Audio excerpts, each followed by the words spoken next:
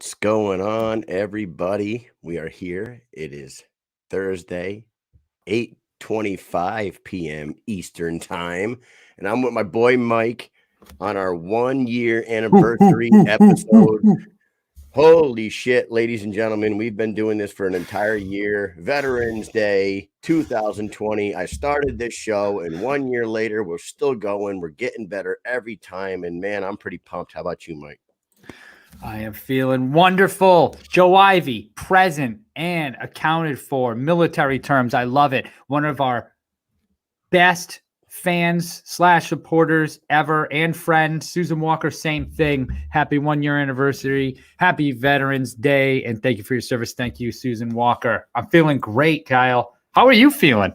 I'm feeling like absolute dog shit, and I'm going to tell everybody right now, listen, I've been sick all fucking day. I slept for 3 hours this afternoon. My eyes are, look at my eyes, man. They're puffy. I could barely breathe, but you know what? Amy, being the good wife that she is, she gave me these friggin' essential She give you a oils. tincture? No. She gave me these. To me. Look at this shit, man. She's like, hey, breathe these essential oils during the show. It'll help you breathe. I'm like, oh, okay. So if you guys see me doing this shit to these bottles or muting, if I'm it's doing not this, cocaine or none of that. Yeah. I wish, never mind. Yeah, that's that good shit from Amy to keep my fucking sinuses clear. And Mike, being the good soldier that he is, he gave me he said, why don't you go make yourself a drink and settle your fucking nerves a little bit? So I made a little drink for myself. I took a little medicine. I'm feeling fucking good. I want to thank some people that got us into this shit, man. I want to thank Killfoot Clothing for being our first sponsor, as well as Massage Therapeutics, Holding Hands. They were with us from day one. My old boy, Bob Beauvais, he got me into podcasting, the MMA Roundhouse back in the day. I was co-hosting with him. He kept telling me, go do your own thing. Keep doing your own thing. You got too much talent to be hanging out with me. Go do your own thing. So now I'm doing my own thing. And we don't really talk too much anymore. I wish we did. But anyways, thank you, Bob. Thank you, Amy. Thank you, Stephanie, for putting up with me and Mike's shit constantly. We are fucking awesome. Anyways, that's it, man. And then our new sponsors, Fighter's Friend, Next Level Sups, and I hope to be getting some more pretty soon. Keep this shit growing. It's been a good ride. We have a fantastic show tonight. We have 3 killers.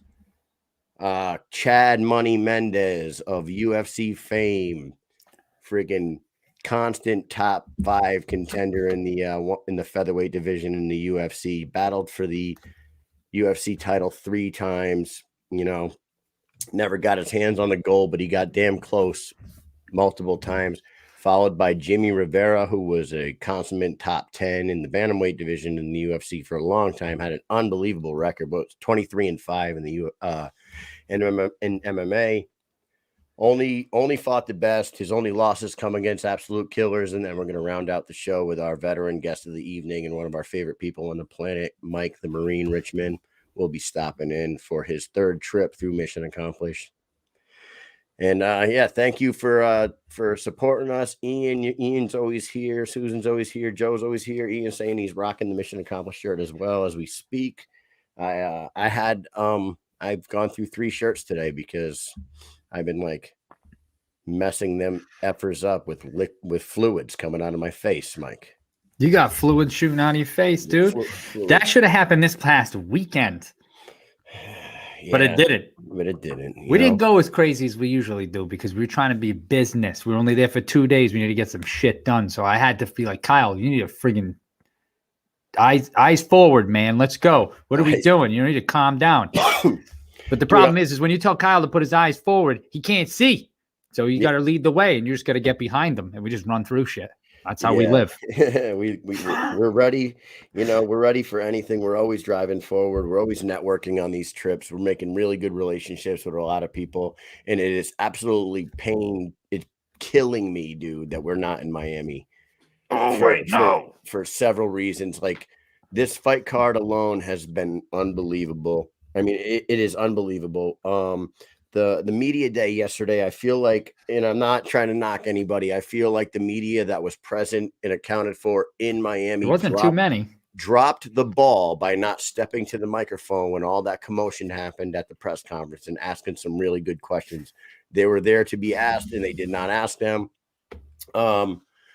Also, the weigh-ins today got a little spicy between Hector and Lorenzo. I wish we were there for that. And tomorrow, Per night, usual. cards can, per usual. Those guys hate each other. They hate each other. There's some real fire between them guys. Yeah, real animosity. He's probably the biggest rival that they've ever had in the BKFC, and it's all going to come together tomorrow night. On top of that, this being our 1-year anniversary, it is also Veterans Day. So thank you to all the veterans out there. Mike, you're a veteran. I'm a veteran. I love serving. I know everybody that has served loves serving, whether they fucking bitch about it or not. When they go to work, they're happy to be there. But we got our first guest of the evening in the green room right now. Let's go ahead and bring him in. He is, you all know who he is. He's Chad Money Mendes. He is going to be making his debut in the BKFC soon, and we can't wait to talk to him. Here he is right here. What's going on, guys? Thanks for having me on. What's happening? Welcome, Chad? welcome. Thank you for coming on our show. This is Mish'N Accomplished. This is the spot where combat sports meets combat vets. And it happens to be our 1-year anniversary. We started it last year on Veterans Day. Never thought we'd make it a year, but here the fuck we are, man. That's awesome, man. Happy Veterans Day. Thank you, guys. Thank you. We appreciate it. We appreciate it, man. Like, you are the man. You are Chad Money Mendes, and you are making your way into the bare knuckle world. Let's talk a little bit about this. You had a really nice run in the UFC. I think you still have some fights left in the UFC contract, but what was it that drew you away from mixed martial arts and decided to take the gloves off and throw down with the bare hands? Not enough money. Bottom line, honestly. My last fight was, when I signed that contract, it was, back in 2015. And at that time, it was a good deal, but I don't know. We signed an 8-fight deal, which was the stupidest thing I could have ever done in my career. When you're at the top of the list there, you're fighting usually about 1 time a year, mainly because there's not a ton of people that make sense for you to fight. Right. So that takes a long time to eat up that contract. And put things into perspective, my last fight was 82-82. And I lost that fight. Obviously, it was Alex Volkanovski, but 10% to managers, 10% to trainers, taxes, you're walking away with, I only get 82 because I lost the fight. So, after all that being taxed, you're walking away with, 30, 40 grand. Thankfully, I got fight of the night, so I got a bit of a bonus. So that helped big time. But, if I wouldn't have, it just slapped you in the face. And you're like, dude, what the hell am I doing this for? Like, I could make 3 times that amount doing something in the outdoor industry, which I absolutely love, and not have to get punched in the face. So I ended up deciding with my team and my family that it was time. And so we hung them up, and I started a couple other businesses. I started Fins and Feathers, which actually I started that back in 2015. But at that time, it was just really starting to take off. So we ended up deciding, let's go full bore with that. I started the Provider Life with my good buddy Chad Belding, which we just launched a brand new cookbook 2 days ago. It's like a wild game cookbook, has a lot of different cool recipes of mine, of his, and a bunch of our friends that we know in the industry, along with 10 different rubs, like seasoning rubs that go with it.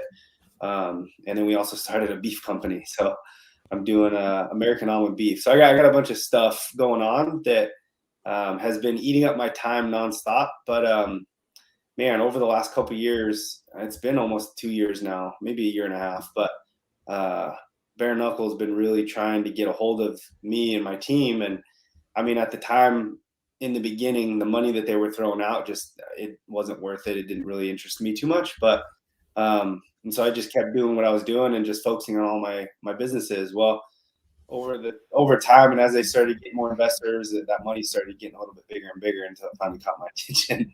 Yeah. I'm like, I'll get in there and fight 2-minute rounds and make some big money, and then get back to what I love to do outside of competing. So, it's only a 3-fight deal with them, and ultimately, I'm still under UFC contract. So the UFC is basically being really cool about this and allowing me to go compete. They could have just said, screw you, but, I don't know. We'll see if I fight these 3 fights and the UFC is like, look, let's talk. You know, maybe we can adjust this contract. I'd probably be open to it, but if it stays where it's at now, I just have zero interest, man.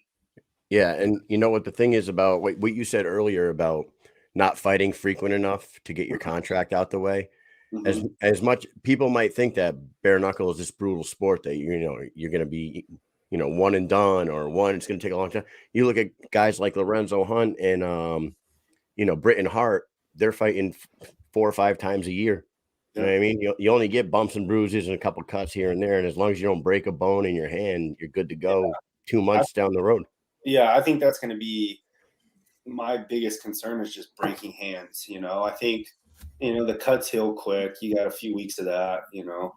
Anything in your face should heal up pretty quick. But yeah, breaking your hands. I've broken my hand once on Connor's face, and then a fight right before I got into the UFC. Well, it would have been the WC back then, but I got a plate with 8 screws in it. That took quite a bit of time to recover from, and that sucks because you can't really do any type of striking training at all. So yeah, hopefully that's the only thing that doesn't happen. Other than that, I'd be down to pump them out.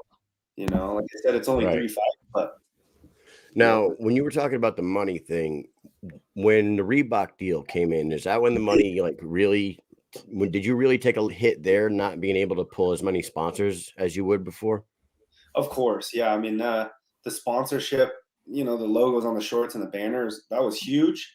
Obviously, a big pay cut there, but I look at it almost like a blessing, because what it did is force me to really focus on my social media and grow that, knowing that if I can't have sponsors or any of their shit on my shorts, I got to figure out another way to monetize that avenue of it.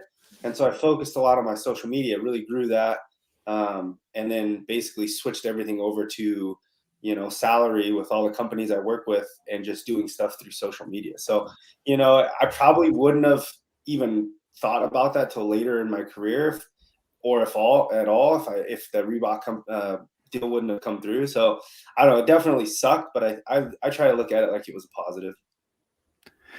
Nice. So you're going to be fighting 155, correct? 155s, yeah. And at the last event in New York, they mentioned that you're going to be fighting in Knuckle Mania 2 in February. Have they thrown any names your way? Is there anybody that you see that you're like, that's the person that I would like to make my debut against? Dude, nothing yet. We actually were just talking with Feldman yesterday on the phone, and still don't have anything in concrete form. I mean, I haven't signed any bout agreements. I don't even know if I'm for sure on that card, but I have a baby coming in 2 weeks. Oh boy, 2, congratulations. So, thank you. I'm kind of playing it by ear, honestly, at this point.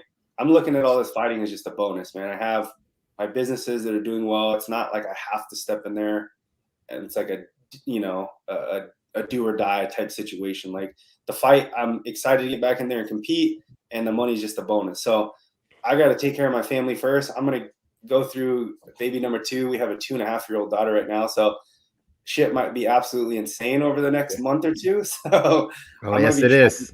Best to stay in training camp and everything, but I can't. I'm not one of those guys, especially this early after where I'm going to leave for 8 weeks and just train. So if things just aren't working out, it might get postponed. I don't know, but tentatively, I'm pushing for February sometime. That's ideally what I'd like to do, but I mean, if it's not right, I'm not going to force it. So we'll see. Right, and Mike was asking about opponents. There is a 155-pound title fight tomorrow night. A lot of fighters in BKFC will bitch about somebody coming in, off the street and getting a title fight. But you were a constant contender for a title in the UFC, the biggest organization in the world. The only losses you ever had were against the best of the best: Aldo, Connor, Edgar, Volkanovski. So it's like you absolutely have the name and the reputation to step in. So I wouldn't doubt them throwing the winner of tomorrow night's fight against you at Knuckle Mania 2. I don't know if you. Yeah, and I if it was up to me, I wouldn't mind that, but I'd also know the deal, and I'd be fucking pissed if somebody did that to me. So, I got respect for these guys. I got respect for all martial artists, man. I mean, you see a lot of these guys getting up there and talking so much shit and just acting a complete fool. You know, I hate seeing it, especially in something like bare knuckle where, you know, we got to earn the respect of the fans here. Like this is already looked at like it's such a brutal sport, just like the UFC was when it first came in. And, you know, you got a lot of these guys that are getting up there and pushing each other and slamming belts and doing all that bullshit. It's like, come on, guys, like have some respect for yourselves, you know, for the people that you're about to step in the cage. We're all martial arts here, martial artists. Like show some respect. We're all going through the same shit. I get trying to sell a fight, but let's not do some insane shit like punch people in the face when you're not in the octagon or the ring, you know? And so I don't know, there's just a lot of that stuff going on, and it's really kind of putting a little bit of a sour taste in my mouth with this sport. So I'm, you know, I hope a lot of people can hear this damn interview and, you know, step back and be like, look, he's right. Like, let's have some fucking respect here and treat this like it's a sport. We're not, you know, you're not doing anything but hurting the sport by doing all this stupid shit. So I don't know, man. We'll see. I would, like I said, be pissed if somebody just stepped right up out of. I'm not saying I'm coming off the streets. I have a name. I have the following. Right. I have the reputation. But I wouldn't mind getting there and fighting 1 or 2 times to really earn that spot and just show people that I belong there. You know what I mean? So I don't know. We'll see. We'll just kind of let that fight play out. Talk to Feldman and just see what they're thinking. But yeah, we'll kind of go from there. Get a bit warmed up in there. Yeah, I mean, I've never boxed before. First of all, I've never competed in a boxing match. Obviously, I've fought in the UFC for as long as I have and trained boxing for, you know, 10 years. But it's a whole different world. I have guys that train wrestling. You know, I grew up wrestling my whole life, and they train wrestling in the gym.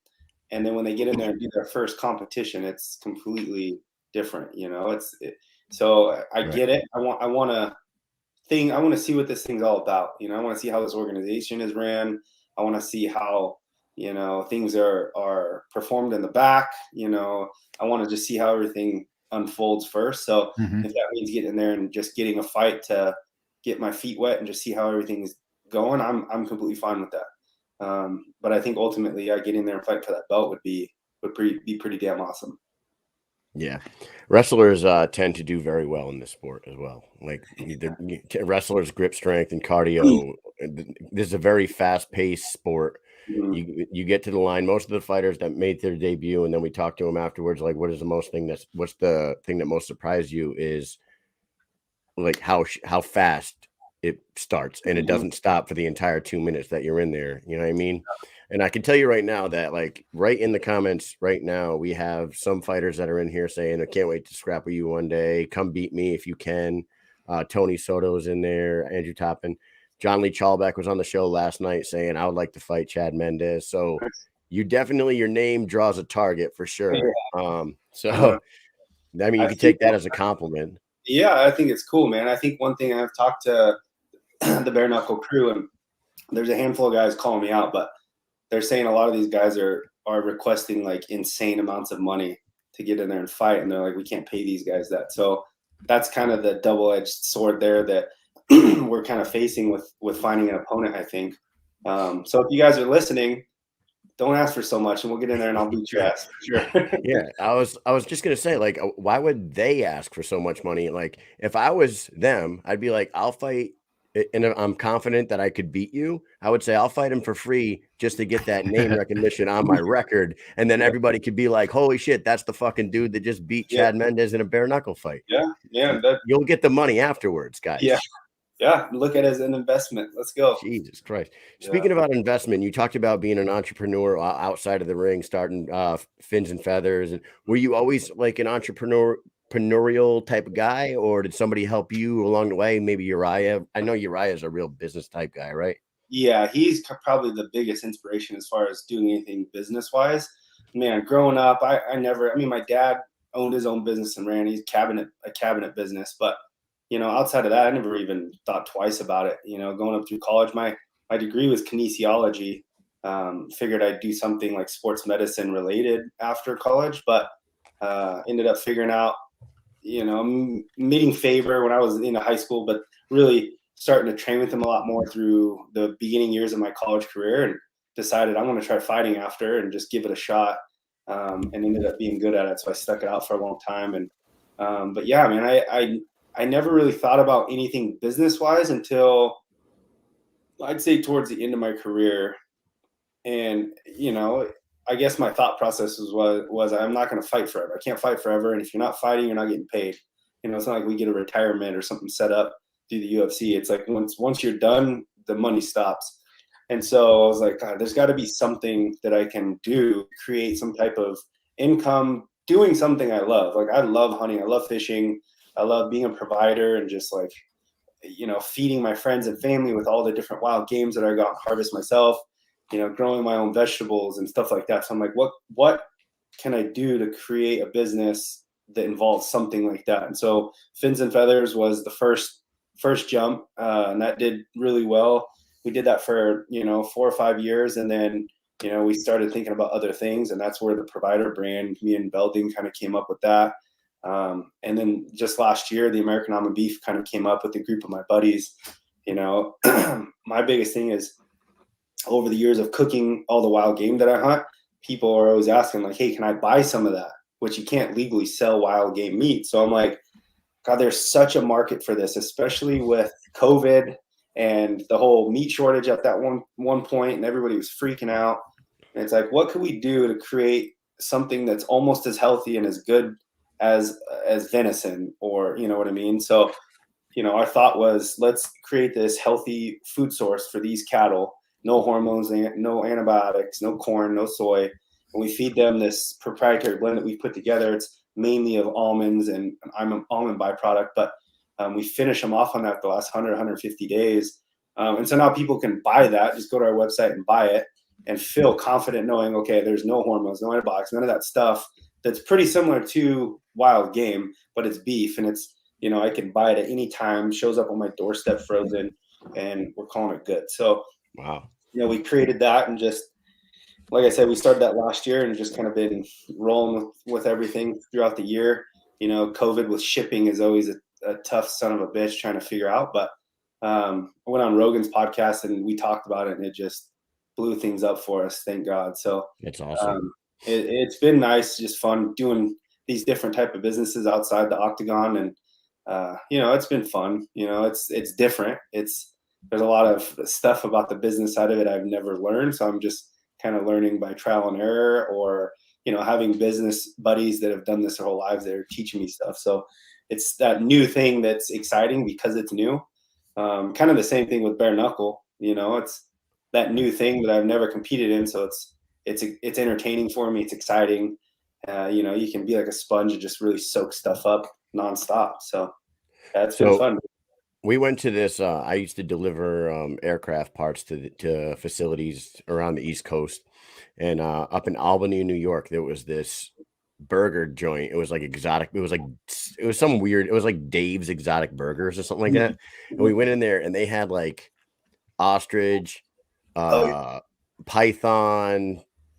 They had like all this crazy shit, and the guy was like, "Yeah, we got shut down because we were serving. They were serving like tiger meat and like fucking lion." Yeah, we were like, "What? How do you order that?" They had zebra on. They're shut down again. I think they're done forever. But me and my buddy, I bought an ostrich burger, and he bought like a zebra burger, and we cut them in half and each tried one. Yeah. It didn't last. I guess that company didn't last long because they were selling like illegal. They didn't read any laws before they opened that up. Guy had a line on some fucking tiger meat and just went after it, man. Yeah, where do you even get tiger meat? That's the crazy part. From the Tiger King, but then he got locked up. That's right, man. So yeah, you being the outdoorsman, were you always an outdoorsman growing up as a kid, or is this something you got into as an adult? No, man, my dad used to take me and my brothers and sisters out hunting and fishing and camping from when we were little kids, man. I used to follow my dad around in the woods up in Central California, chasing little tiny black-tailed deer our whole lives. And I've always loved it. And, there was a point where when I went to college with wrestling seasons and, school and everything, I put a lot of it off for those, 4 or 5 years. And then once I graduated, moved up to Sacramento, and when I had a lot more time in between fights and stuff, I just picked it all back up again and fell back in love with it all over. Yeah. It's awesome. I've never hunted before. I got to get out there. I have a buddy at work. He's in the military with us, and I swear to God, if he has any second free, he'll try to get out. Even if he can't make it out far enough to hunt, I feel like he still goes out. I'm like, how are you going to hunt? You got like 2 hours. He's like, I'm going to do it. I'm going to get out there. Believe me. And then you got Travis from work who went on a boar hunt in like fucking Florida, but he chose like his weapon of choice was a blade. Oh, and like he went on this like boar hunt where he had to like tackle the boar and kill it with a fucking blade. And he got his arm all fucked up. The boar like ripped his arm apart. And I'm like, why the fuck would you want to do that? What's wrong with you? Yeah, dude. There's guys that do that. That's how they do it in Hawaii. Like, I don't think they even use guns for them typically. They just run the dog trap them. You run up behind them. Someone grabs the back legs, and then you just go knife it. That's not for me, man. Not for you. I'll stick to my bow or my gun. Like, I'm good. Dude, that's how Robert Baratheon got killed. You know what I mean?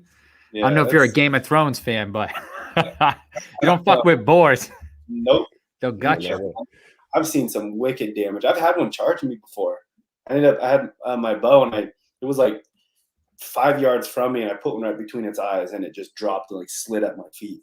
It was terrifying. Yeah, I was young. I was probably in my teens. But shit my pants. Fuck that noise. I'd rather be at a distance with a rifle, that's for sure. We're gonna ask you, so Chad, what we're gonna do here before we let you go, we're gonna ask you 5 hunting related questions because we're very interested in this shit, and we know that you're the man when it comes to this stuff. We're gonna call this segment Head Hunting. And the number one question for you: what would be the easiest big game animal to go hunt? Wild boar for sure. Is it wild boar is considered big game?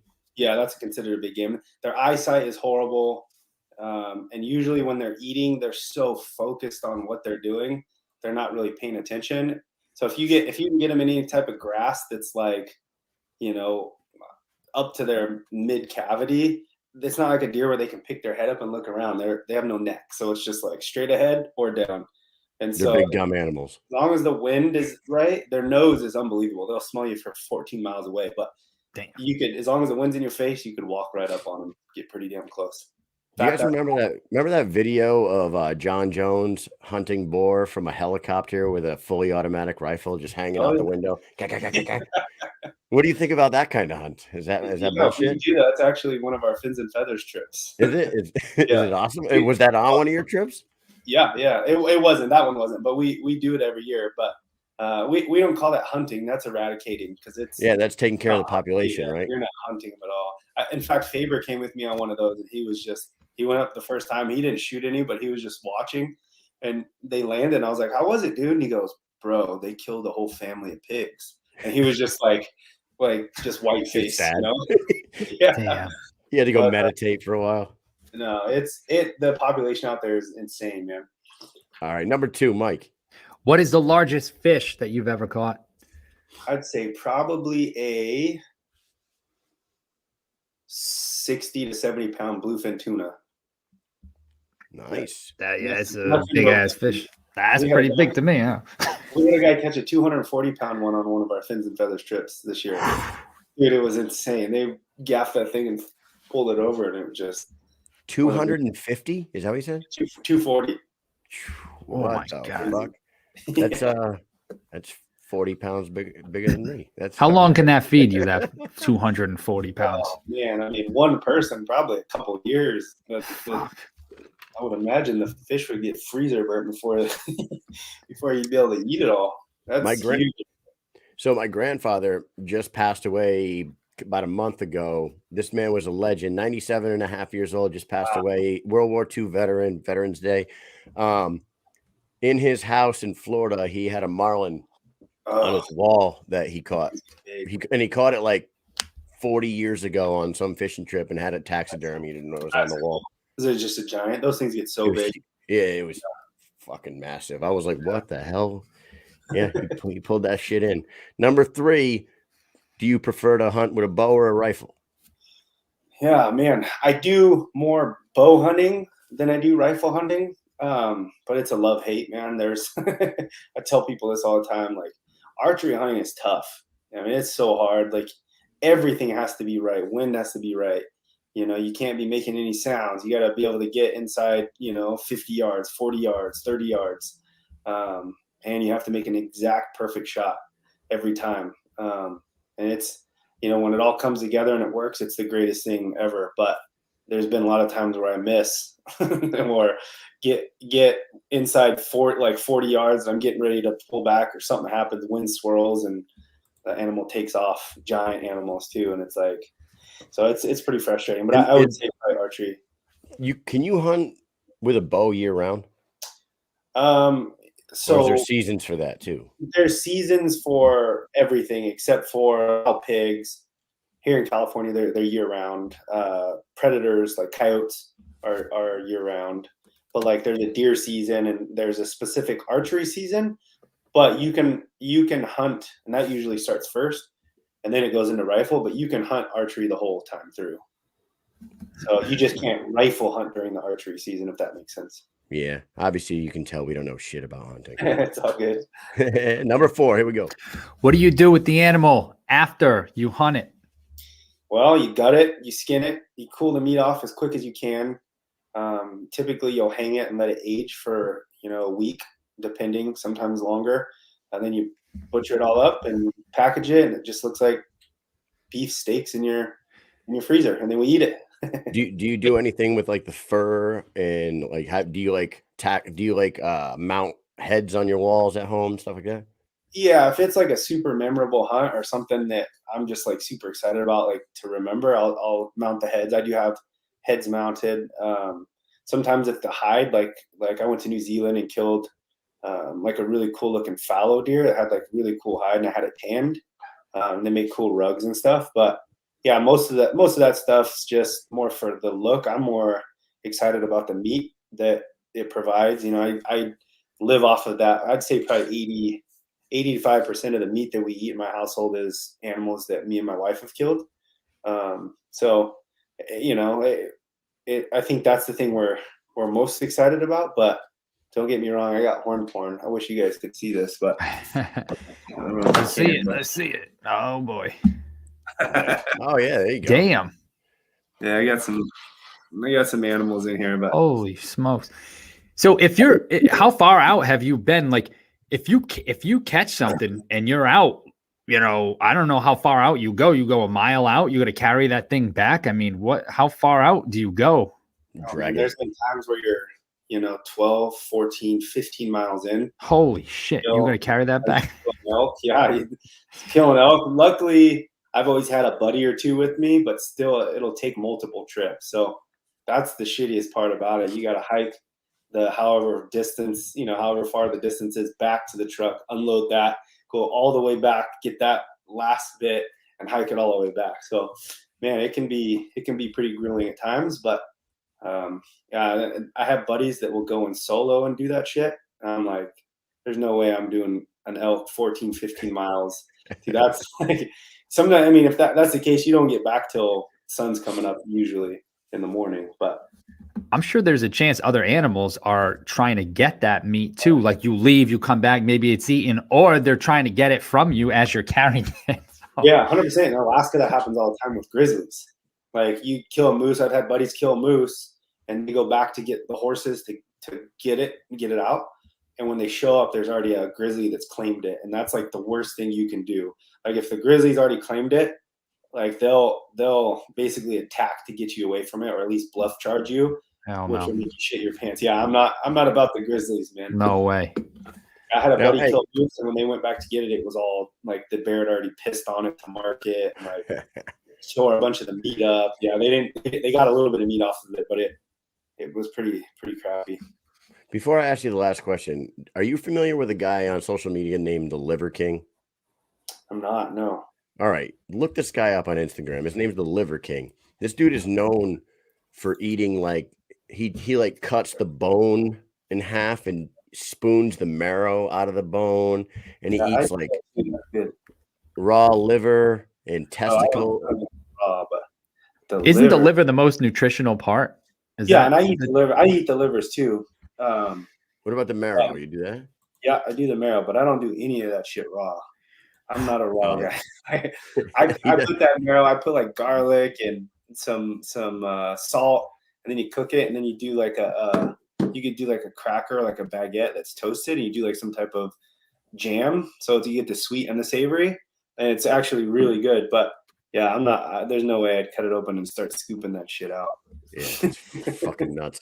And last but not least, who's the better hunter, you or Rogan? Dude, I don't know. I know I've been hunting longer, but holy shit, I've been watching Joe and seeing all the stuff that he's been killing lately, man. I'd have to say Joe. That guy's on a roll. I've seen some of the actual footage of him connecting on big ass elk too. Longer shots and just pinwheeling them. So I don't Holy know. shit. Joe Rogan's a better hunter than Chad Mendes, huh? Never thought I'd hear it. I still remember before Joe even started hunting, it was one of the UFC events in Louisiana. And I had to go out there for some appearance stuff. And then, after the fights, everybody goes out. And I happened to roll into a bar that Joe was in. So we were just shooting the shit, drinking beer. And I'm hammered. And I think he was probably drunk too. But we're just sitting there for like 2 hours. And I'm showing him animals that I've killed and like talking about hunting. And he's like, dude, I really think I want to get into this. This sounds awesome. Like being able to have like wild game in your freezer all the time. Like this sounds cool. And that was before he'd ever done it. And now look at him. He's on a roll, man. That's pretty freaking awesome. I love seeing it. He seems like a guy that goes all in on everything. I mean, when he picks something up, he goes all the way. Yeah, I know. He's awesome, man. Yeah, good for him. All right. Well, Chad, thank you so much for coming on the show. We cannot wait to see you in the BKFC Squared Circle, making your debut. Hopefully it's everything that we look forward to. We'll give you a chance to say a few last words, and then we'll let you get up out of here. Yeah, dude. Thank you guys so much for letting me talk all my businesses and rep all that stuff. It means a lot. So if anyone wants to check me on social, it's at Chad Mendes. Instagram is my baby. I usually spend most of the time there, but I do have a Facebook and a YouTube channel, which I do film all of my hunts. I usually self-film them all, do most of the editing myself. And if you guys want to see my adventures and follow along on any of that, you can. So thank you guys very much, man. I appreciate it. Awesome. Thank you for coming on, Chad. Have a good one. Thanks. All right, dude. Chad Money Mendes in the house. Avid hunter. Goddamn fucking killer. Carrying shit 14 friggin' miles out. I don't know about that, man. I'll go 14 miles into the woods, but I ain't carrying shit. Not carrying a damn thing. Yeah, thank you very much to Chad Money Mendes. We hopefully see him in the ring soon. But we have another killer coming from the UFC, entering the BKFC arena as well. His name is Jimmie Rivera, and he is coming up next. Here he is. What's going on, sir? How are you? What's up, guys? How you doing? Good. We are just celebrating 1 year of this podcast and also Veterans Day. How are you doing? I'm good, man. I'm good. Thanks to all the vets out there and them listening. Appreciate what they've done and what they gave for the country and those who are alive right now and those who are passed. You know what? I joined the military 20 years ago, almost 21 years ago. And I thought that I was going to do 6 years, get some free college, and get the fuck out. And you know what? Almost 21 years later, I am glad I'm still doing it. I actually love it. That's awesome, man. Thank you. Appreciate what you do. Yeah, as much as I bitch every time I go to work, I swear to God, half my day is like bitching about what the fuck we're doing.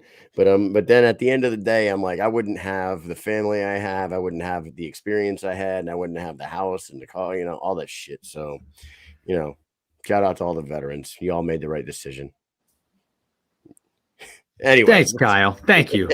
Yeah, fuck you, Mike. Hey, Mike. We got Jimmie Rivera here. That's correct. Making your way over into the BKFC after a long, very successful run in the UFC. I'll ask you the same thing I just asked Chad.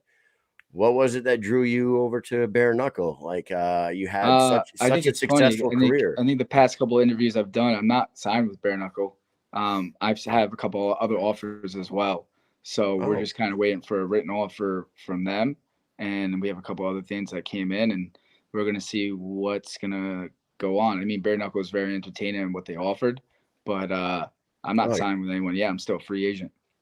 Okay. So where do we Nice. get our Okay. bad Yeah, yeah, yeah. information from? Where did- I don't know. Everybody's asked that. I said I don't say I'm signed to anything until I've signed that dotted line. So Mhm. I haven't signed anything. Bare Knuckle was very entertaining. I know there's been some talks of possibly me going in there and fighting Chad. I think that'd be an interesting fight. I know there's some talks about because I would probably fight 35 and 45.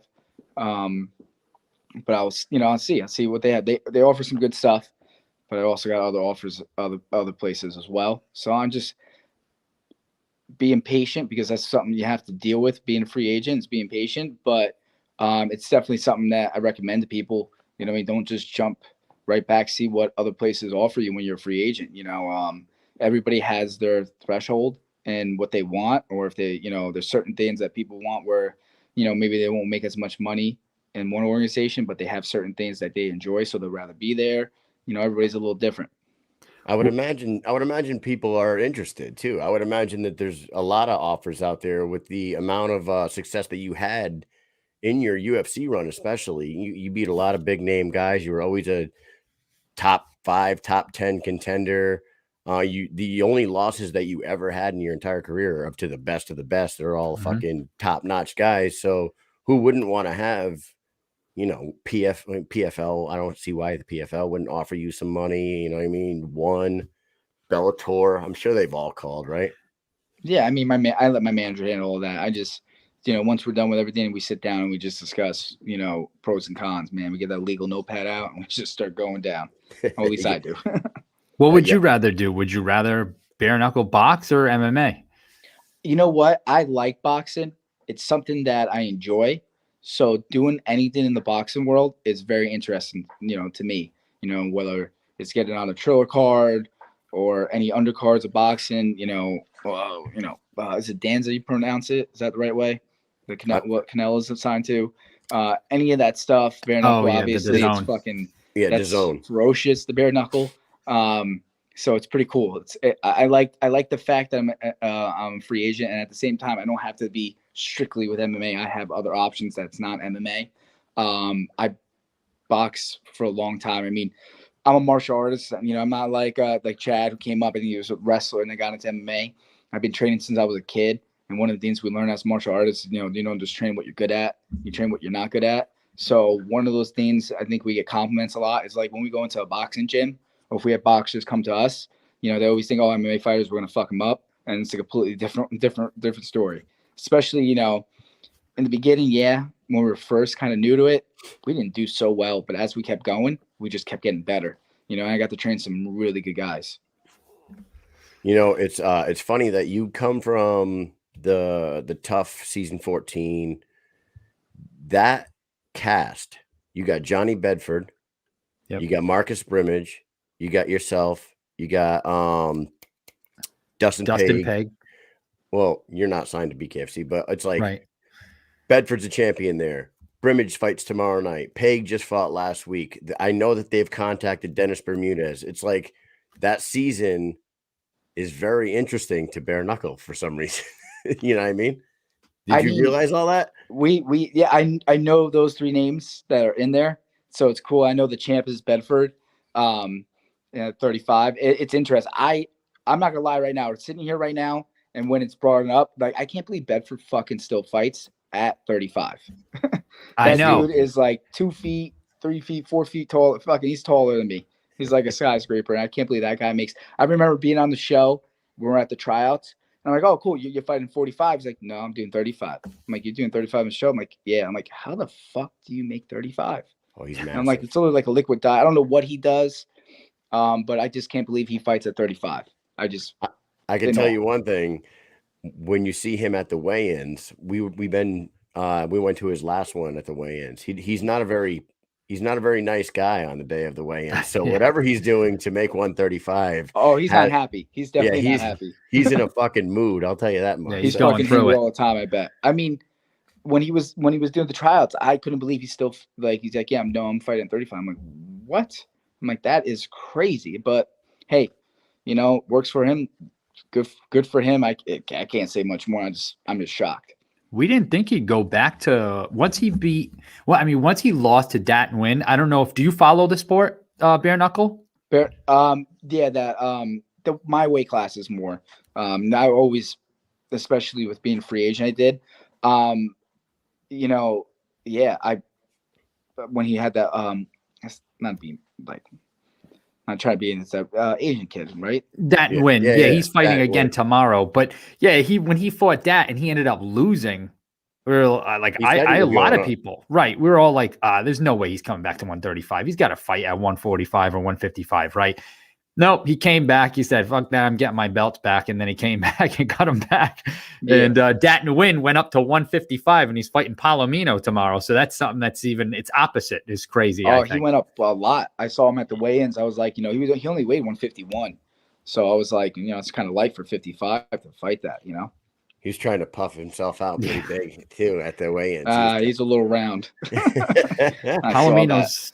It's a little different when okay, maybe you're jacked at 51 and you're ripped still and all that, but it's give up in boxing is a little different. In MMA, I think in boxing you don't have to worry about the takedowns and stuff like that and being on the ground with someone a lot bigger than you, but you still have to deal with that weight when you're boxing them. You know what I mean? And they're gonna pack more of a punch because they have more weight behind it. So it's interesting. I thought that fight, when you look at bare knuckle, the only thing I wish is that they had the weight classes when they have the card, because you don't know what weight class of who's what. So I'm like, oh, what's this guy at? And I'm like, I gotta try to look it up to see what they're fighting at, what weight, because every weight's, they're all different. Well, me and Mike were just talking about the weight classes for the BKFC, especially. Man, they need to get their fucking story straight. It's like Hector Lombard is the cruiserweight champion. He's defending. It's on the poster. He's defending his cruiserweight title against Lorenzo Hunt at BKFC 22. Then they announced BKFC 22's fight will be for the light heavyweight title at 185. Not Right. the cruiserweight title. And then they walk out on the stage and they say fighting for the light heavyweight title, and Hector Lombard gets up there and it says like cruiserweight 195. They said 195 for Hunt was 194.8, I think, but they announced 185. So it's very confusing on what weight class they're fighting at. So yeah, you definitely are right. They need to get their weight classes in check over there. Yeah, there's a few things that they need, but like we've always been saying, they've only been in existence for 3 years right now. You know what I mean? It's like UFC 1996 right now. Yep. So, and 2 years were COVID years too. So yeah, right. It's tough. It's tough. I mean, that 1 year, it's hard to put on shows, and it took a little time when COVID hit. Right, and trying to build a talent pool during the pandemic, they were having a hard time getting fighters to come in. It's like they powered through it. Respect to BKFC for powering through the pandemic. They were still putting on shows. And right when UFC was the only MMA one putting on shows, bare knuckle was right there with them.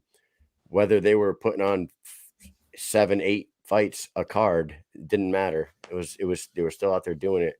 What I would say to you is obviously MMA, there's lots of options there, but you take a look at that 45 and that 35 division, there's a lot of interesting people that you could go fucking head to head with. Kid Gotti Grant, Reggie Barnett, Johnny Bedford, John Lee Chalbeck. John Lee Chalbeck would be are you familiar with him? Not as much. No, I'm not gonna lie to you. You should check out him. He would be a very interesting fight for you. I mean, it would be exciting. That's all I'm saying. They announced that Mendes and Mike Perry will be making their debuts in February at Knuckle Kingdom 2. So, I mean, I don't know if you want to hang around till February, but that would be one hell of a card to fucking get yourself on, I think. For sure. Is there a date that you're trying to get a contract signed by? Like, hey, I'm going to wait for all these offers until X date, and then I'm going to decide, No, just no rush. It's taken some time. But no, I don't have like a set date. It's just one of those things you got to be patient about. And that's all I'm doing. I'm being patient about and see how it goes and go from there. I know a lot of people, said, it's probably because my manager, we're signing bare knuckle. I'm like, I know he said it, and I joke with him all the time. I joke with him about it. I'm like, I'm going to say I'm signing anything until I sign that dotted line, and until I get, that written offer in and everything's set in stone. But we know we did get offers other places as well. So we're just waiting to get that. I guess bare knuckle would be the final contract we get compared to everybody else, and then from there just sit down and decide. What do you know about this Stuna Tony Loco Soto? Tony used to be like a student of mine back. Not even that. He just came in and trained time to time. He was a student for a little while over in Brooklyn when I was teaching over there. Yeah, we love that guy. He said that you guys know each other from back a while back, and yeah, he trained, and then he messaged me. He's like, "Oh, don't tell me we're gonna be on, the roster together, this and that." And I'm like, Tony, I had no idea you were doing bare knuckle. I know he was fighting. I just didn't realize he was doing bare knuckle. I was like, good for you. Yeah, I know Tony. He probably knew him for like a year. I was only in Bensonhurst about a little over a year or so, so I knew him for at least 6 to 9 months. And we've always been cool, cordial. I was like, yo, if you ever want to come train, you're more than welcome to train with the fight team and stuff like that. Yeah, he's a piece of work, man. He came on here. He started a podcast of his own called Tea Time with Tony, where he fucking drinks tea and eats toast and shoots the shit with people. It's fucking hilarious. And he has a little segment called Spilling the Tea. And tell me something that pisses you off, that kind of thing. It's pretty fucking hilarious, man. That's Tony's cool. funny, and he's 1-0. He got a win. It was a tough fight. He fought a kid named Josh Sykes, and he got the W. I think I don't know if he messed his hand. Yeah, he did mess his hand up. He's kind of dealing with that issue now because he was going to fight actually on the card tomorrow. He was supposed to fight, and he had to get pulled off of it because his hand wasn't healed. Something's wrong with it. But I guess that's par for the course with bare knuckle. Sometimes you hit somebody and the skull ain't going to be too good for your hand if you hit the wrong way. Yeah, make sure you're hitting with the right part of your hand too. Yeah. Right. Now, so your background is it more of a boxing, or you have like I know you're a 3rd-degree black belt in some form of karate, right? Yeah, I think Tiger Showman's was always MMA. We went from Tiger Showman's karate and we evolved over time to MMA, and then we actually changed it to martial arts from like the case studies we did and stuff like that. So, but we've always been like, we teach mixed martial arts. We teach, explaining to someone coming in, we teach self-defense, standing self-defense on the ground. And then, at the schools, the highest level you go is like advanced. And then once you go to our headquarters and you train during the day, that's like the expert training. That's where all the fighters are from and all that. And we always got controversy. They always, like, a lot of people on the East Coast would call us like a McDojo because we have 46, 47 schools. When we open up even more schools, we survived through the pandemic. The way we do business, stuff like that, we do really well. But I hate that some people say that. I'm like, they're just jealous because we do so well. They're like, oh, you're a McDojo. I'm like, but we had 7 guys going to the UFC.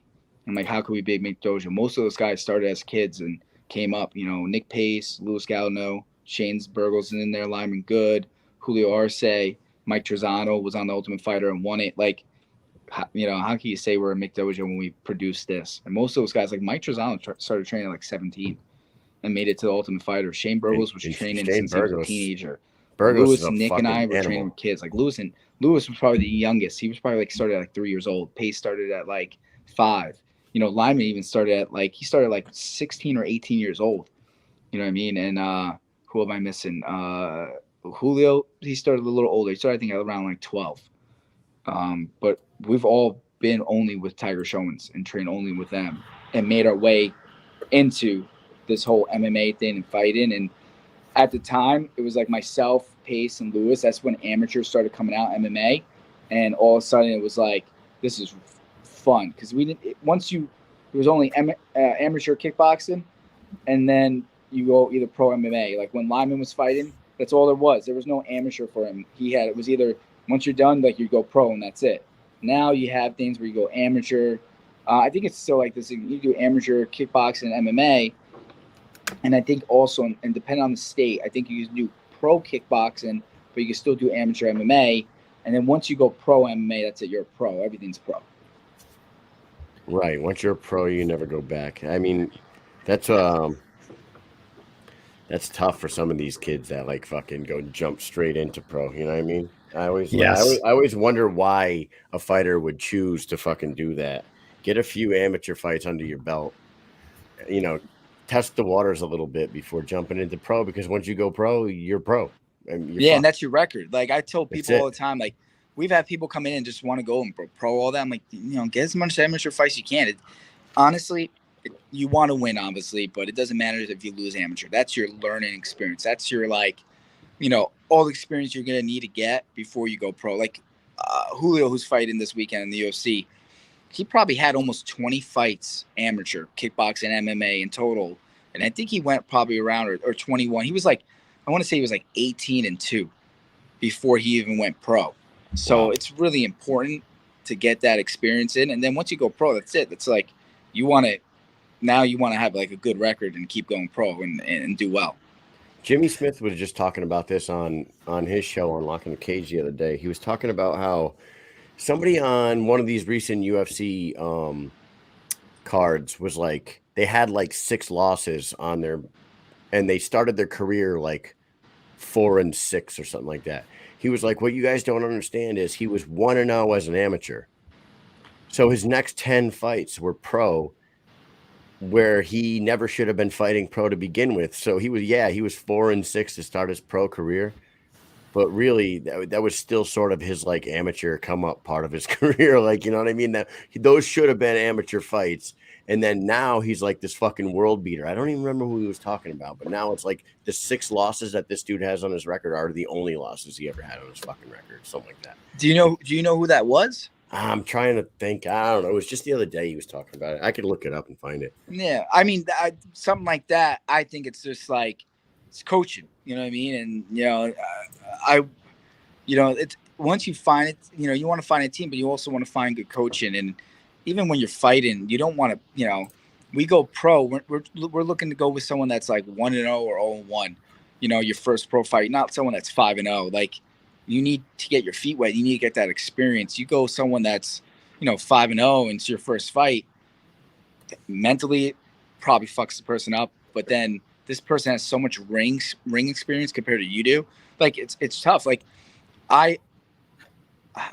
it's hard to compare, but like watching the Rose and Zhang fight, I think Zhang, she had some more fights, but the level she was fighting at before she got in the UFC was way different to now. Like, the level that she's at now, I believe Rose won that fight because her fighter IQ was just she had a lot more experience, a lot more of high level fights, and her fighter IQ was higher than Zhang, and she really took it away with the takedowns and the counter punching and all that counter kicking, and she was able to seal the rounds and really take that win away. I think you give Zhang a couple more fights, or review those fights that she's lost, and even the fights she won, and see what she could do better.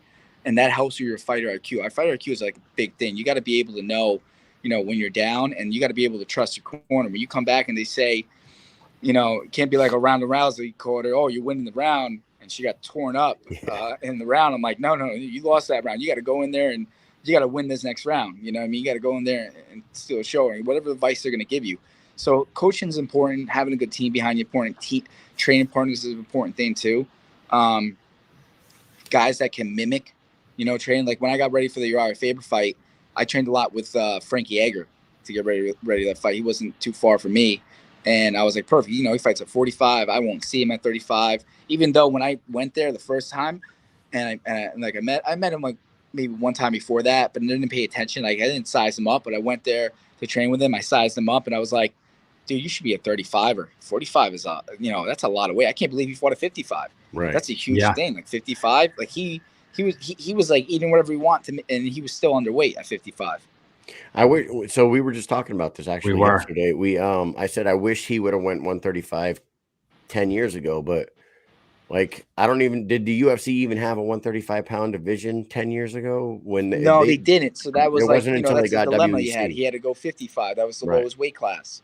What are your thoughts on Frankie right now? After, a lot of talks are Frankie should hang it up, but I'm not in that camp at all. I believe that Frankie should probably step back from fighting all these top 5 guys now and maybe get some wins back under his belt. But what are your thoughts on Frankie right now? If I was like, because I coach too, and I've had guys that coach, and the guys in the team I always help, and even my teammates, the guys that fight high level. If I was like Frankie, I would be like, go back and involve your game a little bit. he's a great point boxer and a great wrestler. Throw some of your kicks in there. Start mixing up with some kickboxing. You know what I mean? Change it up a little bit. You know, you don't see him ever kick. It's all boxing. It's all point boxing. And, you know, sometimes, you know, I think if you throw some kicks in there and if he sometimes plants and hits, like he can stick with the point boxing, but every now and then you got to plant and rip a punch. But again, he had a tough fight. He got caught, you know what I mean? Can't be going back on someone. It happened to me with a Jan fight. I was up the first round, up the second round, and I coasted the last 20 seconds. I got caught with a little flash knockdown, and I got back up. But it was like that, like that's a tough fight. I look back at it now, I'm like, man, I won, 4 minutes and 30 seconds of the first and second. And the third round, I think it went either way. I thought I won the third round, but then I lost. I got a flash knockdown, and they gave him the round. I'm like, damn. And that's when you start looking at some refs. It's hard because some judges, they'll you get the takedown, they'll give you big points on it. Some judges don't, because you get the takedown, you don't do anything with it. All right, whatever. They don't give you anything for it. I believe if you get the takedown, you got to get the takedown and then do something with it. You got to do some damage, or at least just hit. Whether you don't beat the shit out of him, at least hit. Like Frankie did a good job taking him down, doing some damage. Got hit with a nasty up kick though, that's for sure. But he just got caught. He got caught where he shouldn't have been on the cage. He shouldn't have been going forward. And when he was going forward the whole time in the fight, he was doing well. Yep. I don't know how he cuts weight. I don't know if he cuts weight he cuts. He walks. Let's say he walks around 150. I don't know if he's starting, whatever water trick, whatever he does, and he gets back up to 150. I don't know if he's getting really low. You know what I mean? And he's cutting like a wrestler, and he's getting down to 40, 42, where he's only cutting a couple of pounds to make 35. There's a lot of factors that play in that, it's important as a fighter to realize. I mean, he's always used to, 45, he wasn't cutting that much, so he was good there. And then now he's giving up a little bit more weight. You got that. You look at Aldo too. Aldo's he's great the first 2 rounds, but by towards the end of the second, going third round, that gas tank is not where it was when he was at 45 because of how much weight he cuts. Cutting weight is a toll on your body. You got to be smart about it. You got to know how to do it. It's different. Aldo is starting to look like he's settling in at 135, though. When he came down, yes, he was looking like maybe his time has come. He's getting a little too old in the game, even though he's only what is Aldo, 34 years old? He feels like I think he's 35. Yeah, it seems like he's been fighting for 30 fucking years, but he's only 35 years old. Listen, I don't know what you just did right now, but I can hear you so much better now. Just whatever you did, that was awesome. I can hear you guys now better. I don't know. Before I couldn't hear you well. I don't know what it was.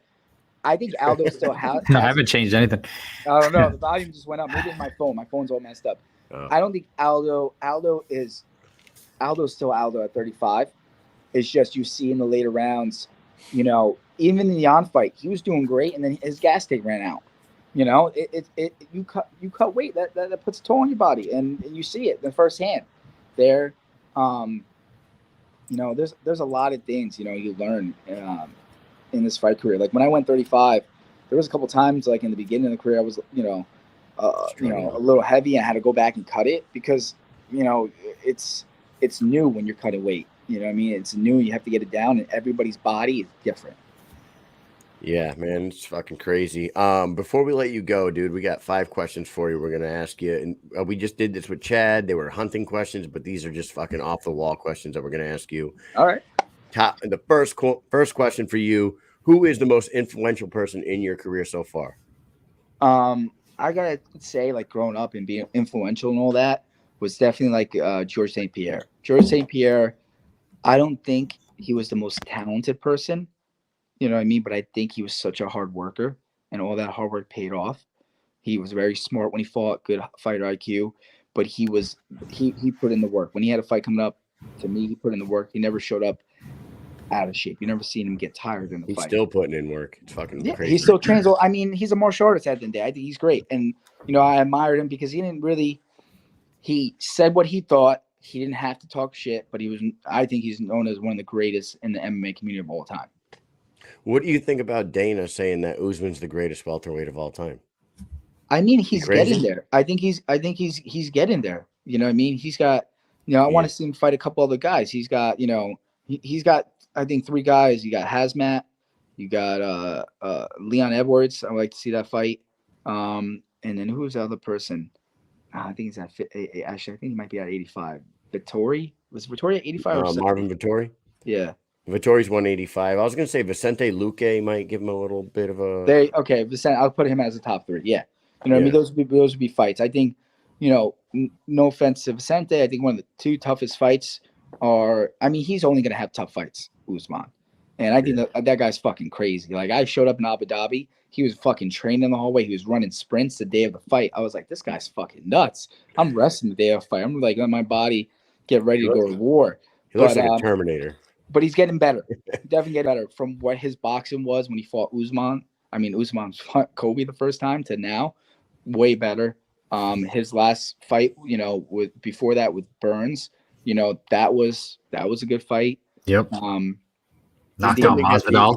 Yo, he's putting together Masvidal is a striker, and he striked with Masvidal. And you know, I think Usman's one of those guys too that he's an unbelievable wrestler, unbelievable gas tank, and he knows he has certain things he needs to work on to get better, and he's been working on them, and he's fucking getting better. So I think he will be up there.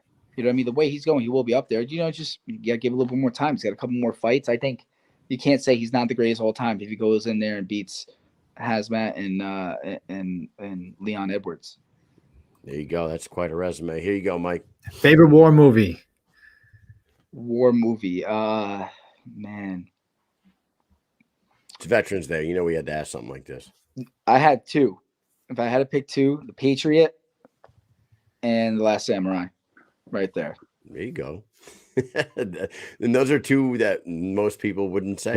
Right. Like, why? What do most people say? The most common answers people would are probably like, say Saving Private Ryan, Platoon, Black Hawk Down, Full Metal Jacket. Yep. Full Metal Jacket. Okay, but those are like yeah, I guess it's different. It depends on your taste. Like the 2 that pop up right away, and I'm not talking about newer movies. Like, you know, I mean, again, American Sniper was just an unbelievable movie. Like Chris Kyle, his story of life, like holy shit, you know. But that was more like you're living the guy's life and what he kind of went through. And then they add, you know, the movie to make it more dramatic and stuff like that. But that guy, you know, it's almost like a documentary, but they add that movie sense into it. But like if I'm thinking more movies and I'm thinking, you know, my age and, you know, what I grew up watching, stuff like that, I think of, you know, The Patriot that's a great answer. and The Last Samurai. Yeah, I thought it was a good answer because you know, it's not one of them cookie cutter, you know. Yeah. All right. Your only losses, like we talked earlier, were to the best of the best. Which, if you could run one of them back, which one would you pick? The fucking Peter Yan fight, especially. Peter Yan. Yeah. I mean, my 2 losses that, you know, I with what's it called? With the Pedro fight, you know, my most recent fight, it was a war. And he beat my leg before I could beat his leg, you know. With what's it called? What's his name? You had Marlon Moraes. Marlon Moraes. You know what? With that fight, my head wasn't there for the fight. And I got caught, and it is what it is. But when I look back at it, I look back at what I do and what I could do better. And with the Aljamain fight and the Peter Yan fight, I would run that back. The Aljamain fight was one of those things where I had a rough weight cut. And I just, you know, it's like I compare it to like, you know, when you don't get any sleep and you have to go and work the next day and you just, you know, you fucking sucks, you know. And that's the same thing for a fighter. Like they got sparring the next day, you get no sleep and you go in there, like, you know, you got to do what you got to do. It's just not coming out the way you want it to come out or at the right time. So that happened with the Sterling fight. And then the Yan fight, I like, I'm winning this round. I'll coast a little bit. And he just, you know, it was one of those things. All my losses were hard learning lessons that I corrected. You know what I mean? Very things I corrected.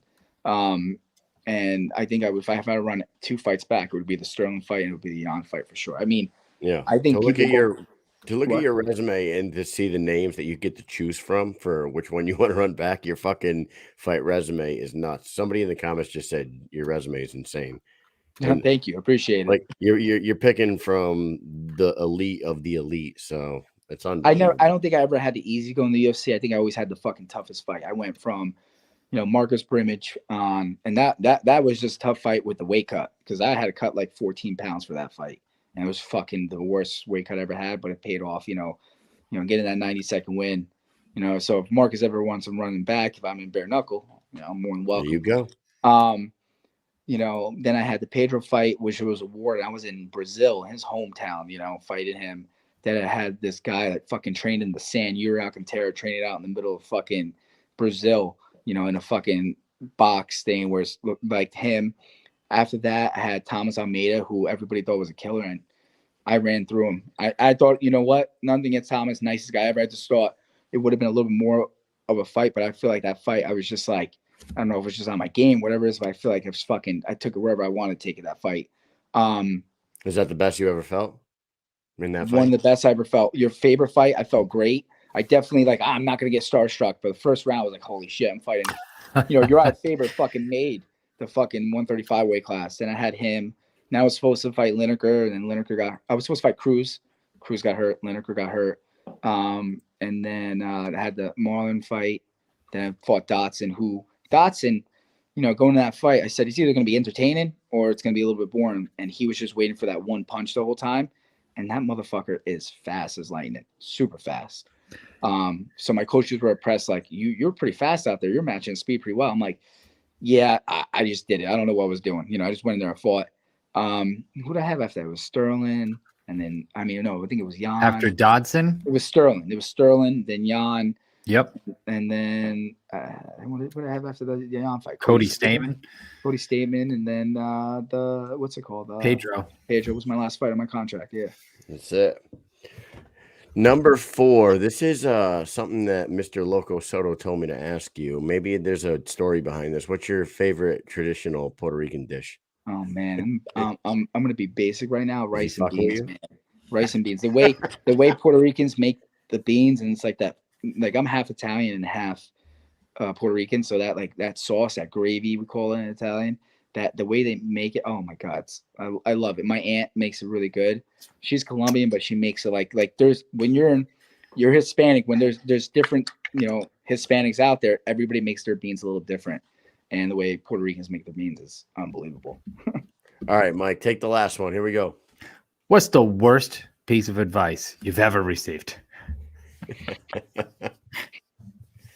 Is this like in a fight or just anything? Anywhere in life? When someone's saying you're drunk, like I barely drink. You know what I mean? Even if I'm socializing, if we're out barbecue or something like that, and I don't have a fight coming up, I'll have a beer, but I won't even finish it. I'll have like half a beer. But when I was younger, you know what I mean? You're drinking, all of a sudden it's like, yeah, that sounds like a good idea. And right away, if you were sober, you wouldn't do it. But like, yeah, fuck yeah, that's a good idea. Is there anybody that gave me any piece of advice when I was drunk that said it was a good idea? Or if I had a stupid fucking idea, but I was drunk and in my head it was a good idea and they were like, yeah, you should do it.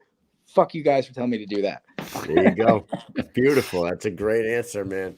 All right. Well, Jimmie, you've been a pleasure to talk to. We're really honored to talk to you. You've been a fucking real a legend in the bare knuckle in the UFC bantamweight division for a long time.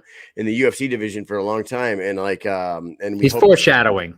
He's foreshadowing. Everybody keeps foreshadowing bare knuckle. I go, listen, man. I don't say anything until I'm signed, and that's it. Nah, man. So thank you for coming on. Thanks for giving us a little bit of your time, and we hope to talk to you soon. Thanks, guys. Thanks for you guys letting me have this. Thank you to all the vets out there, especially on this day. And, thank you to all my fans and people, that follow me and support me. And no matter where I go, it's always appreciated. Anybody where to find me, I was watching the end with Mendes. I'm the same way. I'm always on Instagram, Jimmie Rivera with the IE on Instagram. And people can send letters and fan mail. I'll always reply back and send something back. There you go. Awesome. Man, you have a great night. Thank you very much for coming on, and we'll talk to you later. Thanks, guys. Have a good one. See you. Take it easy. All right. That's fucking El Terror himself. Goddamn, Yes, Jimmie sir. Rivera, Chad Mendes, then Jimmie Rivera, and then we get the killer of all killers. Yep. Watch out. Maybe the pound for pound best bare knuckle fighter on the planet. Yeah, I'm thinking If so. he's not numero uno, he's number 1, 2. He's or on a 3. fast track there. He's right goddamn there. He's a fucking gentleman, Mike. He is a gentleman. He's a This gentleman. guy. His name is Mike Richman, and he's the fucking gentleman. What's up, Mike? Hey, what's up, guys? How you doing? Can you see Pretty me all right? good. Yeah, we Yeah. can see you fine. What are you at work? Yeah, I'm down in my office right now. Yeah, you guys always Always good. catch me, my work nights. All right. That's what I fucking love it. You're always dressed up. I feel like you get dressed up for our show. You know? Really put the suit on, actually. Yeah. I saw you recently posted an Instagram post where you split the ass of your suit. What was that all about? That was that was the other day, and I was going to an area, and I have a bunch of Bang energy drinks that I keep here at the club for me. So I went to go bend over to grab one, and I just had one of those moments where I was like, oh shit, like you just friggin' explode underneath the crotch. Yeah. And change these out. It was due. So, yeah. Well, what are you up to, Mike? You so before I let you answer that question, you are basically the top 175er out there in BKFC. You To think got that. yeah, oh yeah, for sure. You got a new guy coming in, Mike Perry, who seems very interesting for an opponent for you. But they just announced that Mike Even Perry mentioned him right. They said on they're gonna, Ariel Hawani's MMA show. Yeah. they mentioned you, yeah, and they said that he's going to be making his debut Knuckle Mania 2 in February. Mhm. Is that something that they're talking to you about? Are you willing to sit on the side until February to fight Mike Perry at Knuckle Mania, or are you trying to get back in there? Well, from my understanding, I mean, I'm just starting to get back into the groove of training, and in all honesty, from my understanding, Knucklemania is like going to be the first week or first 2 weeks of February, right? I think seems like they like to do it around Super Bowl weekend. At least they did it last year, right? They did. So I wouldn't mind waiting till February, then I can get in a good, awesome training camp for it. It's just as of right, I'm from the sounds of it, and I don't ever want to say anything and speak out of turn and have someone text me, why are you fucking saying this? It sounds like I might be on that show. I'll put it. You can kick their ass, Mike. But I don't know if it's going to be against him or not. Honestly, my honest opinion, if you ask me, do I think I'm going to fight him first? I don't think they're going to have me fight him first. I do think we will probably cross paths. Yeah, absolutely. If he goes out there, depending on who he fights and puts on a great performance, and I will go on and put on a great performance myself, I'm sure our paths will collide, whether it's for the title or one of us is the champ. We'll see what happens. I just don't think they're going to risk his great name value. He's a great character. He's got great energy. He's got charisma. He's wild, man. His interviews are awesome. And he's an entertaining fighter. I don't think you want to risk slowing that down fighting me. You're slowing down the potential of. I just don't. It would be awesome if we fought off the get-go, but I just don't think it's going to happen. I could see him fighting someone else first, and who that's going to be will remain to be seen. So you make a good point, and as a matchmaker for the BKFC, it might be very smart to put you and him on that same card against opposite opponents, and then let you both showcase yourself one more time for the audience to set something up for like maybe the early summer next year. So February, and then all of a sudden in June you're in Miami and it's Perry and fucking Richman. Right, and I very well could see them setting up something like that, right? We'll see. I think you just really, with the title picture, is Thiago going to stay at 75? Is he going to go up to 85? I heard he wants to go up to 85. Okay, if he does go up to 85, is he going to be a multi-weight? Will he defend both weight classes? So I think there's a lot of uncertainty with Thiago. So maybe that's bringing some uncertainty as far as fighting for the title. Will we fight for a vacated title? Will he defend the title? I don't know. All I can do is, this is my last fight on my 3-fight contract. I'm gonna put in a nice, spectacular performance, whether it's for the title or not, and then try to elevate. Thiago, it had been talked about that. Well, I'm kind of bullshit. Hector Lombard talked about it on his Instagram that he was supposed to be fighting Thiago Alves for a 185-pound title. That never happened. Now, the fight tomorrow night is actually not for the cruiserweight title. It is for a 185-pound title and the Diamond Police Gazette belt at 185. So paying attention to that. So they're fighting for the 185-pound belt. 185. That's right. Yeah, the poster said cruiserweight. Then they announced it at light heavyweight yesterday at the presser. And then today they announced both. And then when they came out, they said that they were weighting at 95, but they're announced 185. It's very confused. Very confusing. So if Hector loses tomorrow, he does not lose the belt that he currently holds. If he loses tomorrow, he's still the cruiserweight champion, but Lorenzo Hunt is the 185-pound champion. And then if Lombard wins tomorrow, he's the champ. I didn't see that. Yeah, I guess I wasn't following that. I don't think anybody understood what the fuck was going on. Like me and Mike were talking about it. The communication between them and the audience has been pretty fucking sketchy when it comes to this. We're all like, what the fuck is going on here? I thought Lorenzo was fighting Hector for his title this whole time. But apparently his title's not on the line. They're fighting for a new belt. 185 bare knuckle, 185 police gazette. Are they 95-pound champ, or is it just 85 up to 205? It's interesting. Must not be doing 85, then the next up is 205. And the cruiserweight is 205 to whatever. I don't know what the fuck it is. It's just I wish they would define this shit a little better. Sometimes it gets a little weird. I mean, it happened with the champs fight. All right, you're fighting at 175 tournament. That never fucking happened. And then he weighed in, then he couldn't even make 75s. Sometimes, I don't know. Yeah, listen, hey, not everyone has the discipline that you and I and Mike have. Right. Like, they're not all fucking military people, Mike. Right.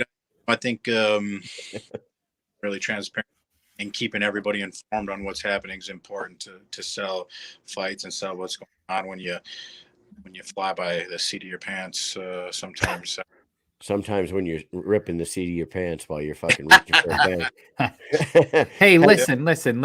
Nate Shook is a veteran. Things should be dressed right dressed. So he's not running a tight ship over there. We have to have a talk with him next time we go to an event. I don't know. Nate Shook, watch out, because we're coming for you. We're gonna have to straighten out these weight classes.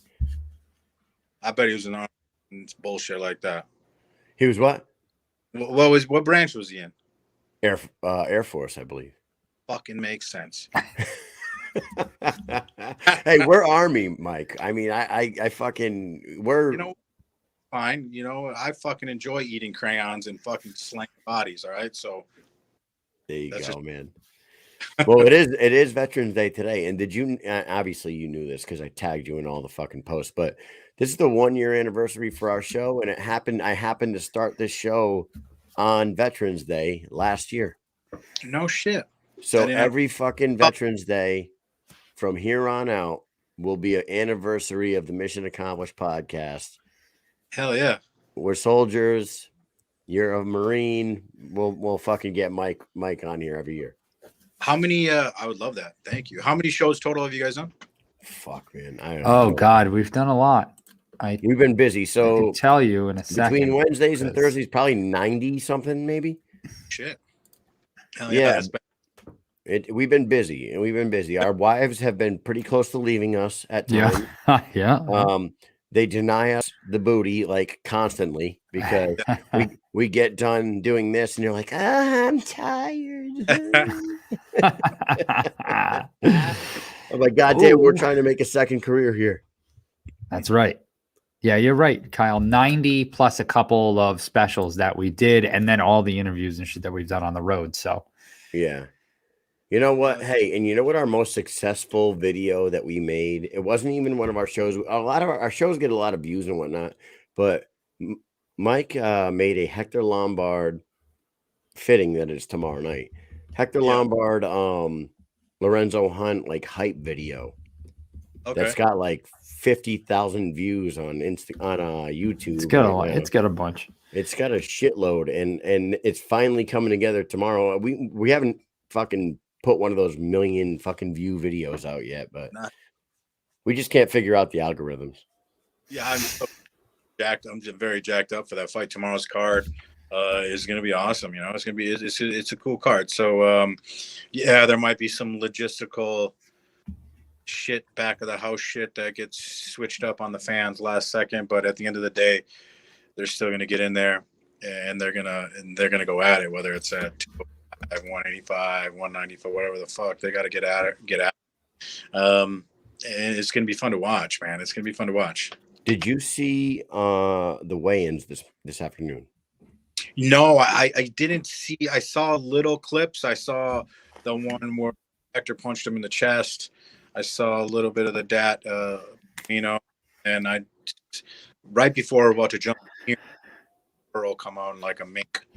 Yeah, Pearl came out looking pretty good. Yeah. What I took out of that was Lorenzo is humongous compared to Hector. Just huge. He's like 6 inches taller than I didn't realize how big he is. He's so big. And Hector, and I'm not saying I'm just saying what I see. Hector looks a little shook. Like when he threw that punch to Lorenzo's chest, he looked a little shook up, and then Lorenzo's over there dancing fucking like he owns the goddamn place. You know what I mean? Yeah. I know, and I've been kind of like friends with Hector just through social media and being on Bellator back in the day, and just kind of, acquaintances per se, just through the MMA, fight game. I've never been around him in person, so I heard he's shorter, and I've been around Lorenzo, and I didn't think he was that tall, and I'm not tall by any means. I'm like 5'8". I'm not even 5'9", 5'8.5". I'm stretching it, maybe 5'9". So like I didn't think Lorenzo was that tall when I was next. I did a little post-fight interview with the Cochran fight, and I that big or tall by any means. Granted, now Stamps, who was super fucking tall, and I fought some tall guys. But maybe I think Hector, he's so shorter and just so wide, he might look like a bigger disparity than it really is. I didn't really look into the details of who was shook and and all that. I just know, I know that Hector's going to show up when it's time to go. Show up, and I know Hector has a very long experience of big fights, going into the deeper waters, being in trouble, being in trouble moments. So like he has that experience to where I'm not saying Lorenzo doesn't, but it's going to be a great battle to see what happens. That's why I love like the idea of possibly going to 7-round title fights down the road. That needs to happen. I think that needs to happen because you have to, as an organization, you have to separate those title fights from the rest of the card. And like UFC set the precedence years ago where they said, even if it's not a title fight, the main event of every card is 5 rounds, whether it's a title or not, because those are the 2 feature guys. Those are the 2 best fighters on the card. Everyone else will be 3 rounds. That's 5. Every title fight, 5. BKFC should do the same thing. If everything's 5, they should be 7 for sure. Yeah. And the fight last Saturday with the fight last Saturday with Joey and Arnold. Can you imagine if that went 2 more rounds? It would have been fucking incredible. You're getting those title rounds, right? You're getting those championship rounds. Right. You actually have championship rounds, right? You have 6 and 7, and I can see that happening in the future, whether it's in 2022 or later. But I think the UK did it. They're already doing it, and I can see the BKFC eventually kind of getting on board and doing that too. Like you said, it differentiates the main card from championship bouts, or even the main event for that matter. And your fighters like your Beltran, maybe he could have turned the table, maybe not. I mean, Adams was looking pretty sharp, but those extra 2 rounds, man, they can make a difference. BYB does it, I know that. Oh, BYB does it. I didn't know that. Yeah. BYB does 7-round title fights. Yep. Remember the 2 girls, the 2 women that fought? They fought 7 rounds. Right, that's right. And then these things. Yeah, they got a home booth there. 7 rounds. That's fucking yeah. Yeah. So, Mike, we have a game to play with you. Yeah. It's called some gentlemanish military-ish game. That's what we're calling it. Because that's what Mike Hunold typed in there. Number one, let's ask you this. It is Veterans Day. We are all soldiers. You're a Marine. We're soldiers. What is your favorite drill instructor story? Would be my Black Friday. Where Marine drill instructors are just, you meet your platoon, you meet your senior drill instructor, you meet all your hats, and they're just fucking, the senior drill instructor releases his little fucking minion drill instructors on us, and obviously they go crazy, and I don't think it really fully hit me. We were online, and one drill instructor was lighting, I won't say who it was, I don't want to say it. One drill instructor was like lighting up some fucking recruits over there. And then I'm kind of like smiling, like giggling, right? Like holy shit, but didn't really fully hit me of the discipline that I needed to have at that moment. And I could tell that he saw me out of the corner of his eye. And he just started beelining towards me. I'm like, oh shit. So now obviously I got to start locking it up. And he gets super close to me. And he freaking, it was just a short little fucking shot right to the solar plexus that put me right on my ass. It was just that was that moment to where I was like, oh shit, I am this is fucking legit. This is not a fucking joke. I won't say year or whatever. I don't want to throw that drill instructor under the bus because he probably shouldn't have done that, but whatever. I have a fuck. In hindsight, I don't give a fuck. I didn't care then. I was like, oh shit, this is fucking legit.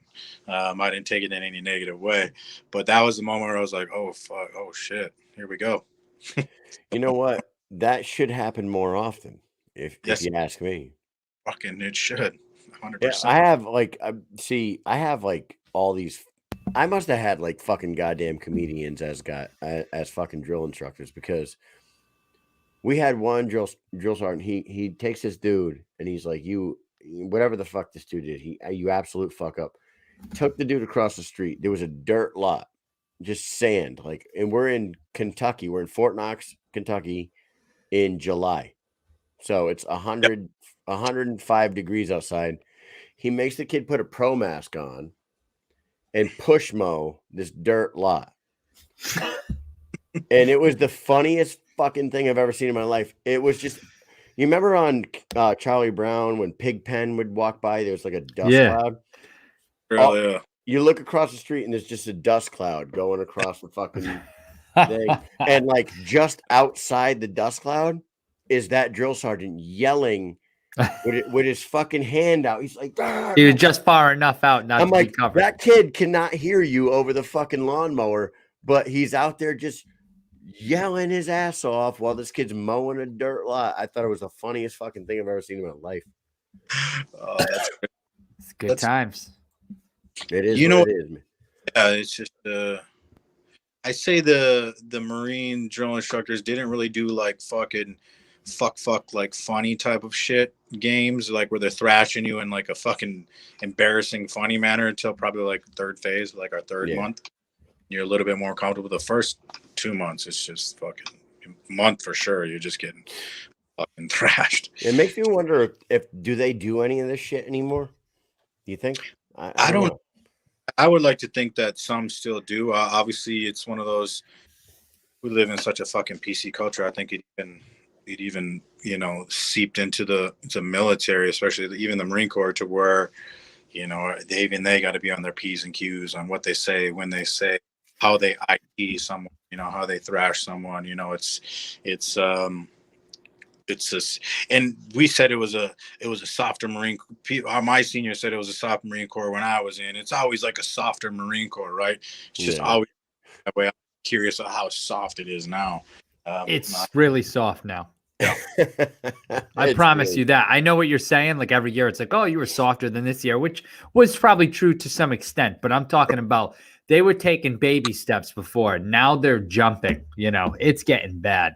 It really is. I have to tell you. I haven't got a really, really good recruit for a while. For example, and I'm not going to say any names, just like we were at the range Mhm. last year, and a staff sergeant E6 in our unit tells an E4.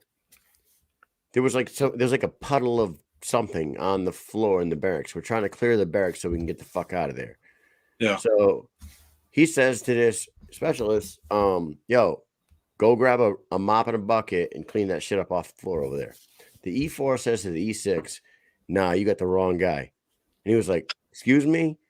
Go get a mop and a bucket and clean that shit up. He was like, no, you're fucking with the wrong one. That's what he said to an E6. And he was like, now you're going to clean the whole fucking building. So now you're going to mop the whole floor. And you know what the E4 does? He goes at him like he wants to fight him. It gets broken up. He goes at him. He goes at an E7. He eventually goes at an E9. You know what happened? The kid lost rank for 6 months and got his rank back. That's it. That's it. That's crazy to me, man. That's wild.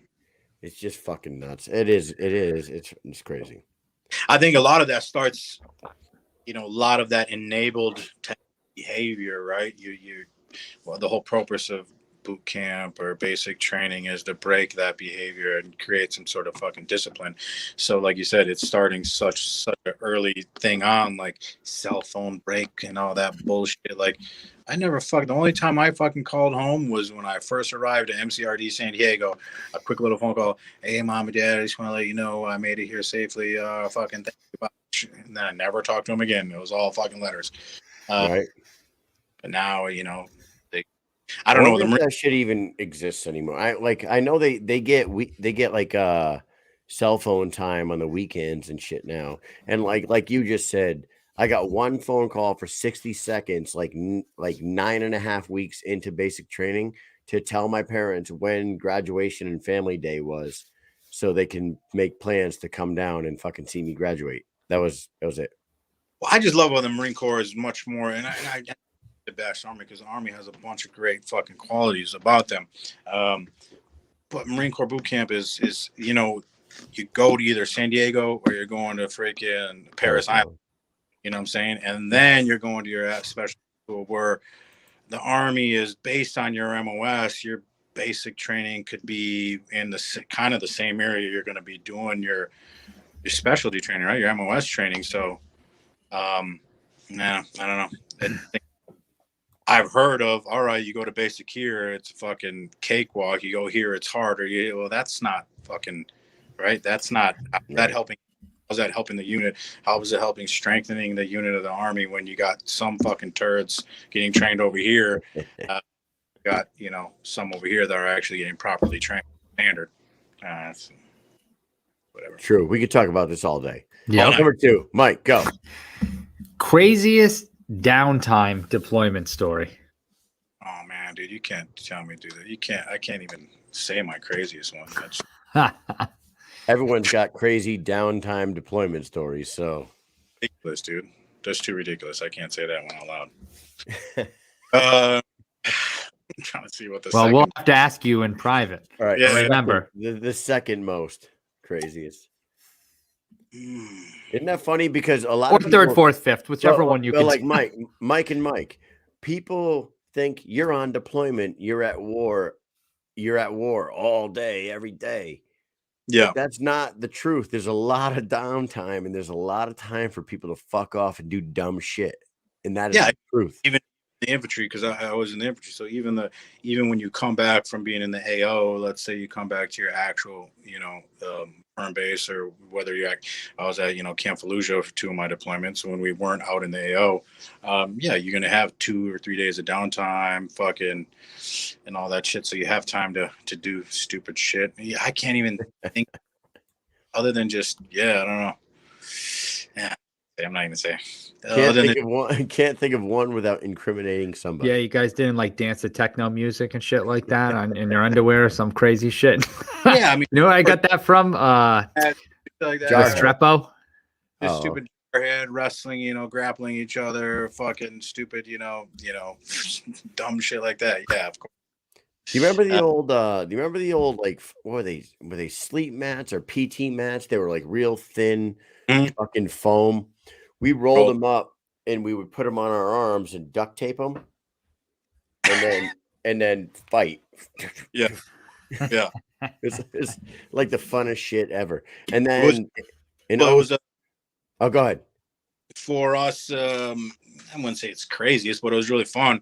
I wasn't able to compete with it because I was always on a security patrol when they did it. And then the one time I came back and I caught it towards the end. And we did it for a couple of weeks. I was in Abu Ghraib, and we were Charlie Company 1-1. We went out there to kind of provide security outside of the prison, the Kandari market. It was a very there was a lot of sniper activity and IED activity there. But on base, there was 10th Mountain was there, and they had a boxing ring and everything, and they threw these little fight nights to where the Marines and the Army would box each other, and they would always bring everyone together. The sergeant majors would get together, and they're all fucking, properly betting on the side, smoking cigars, that whole. That was kind of cool. It was cool to see that. That's fucking awesome, man. Yes. Number 3, here we go. Worst extra duty you ever had to get put on?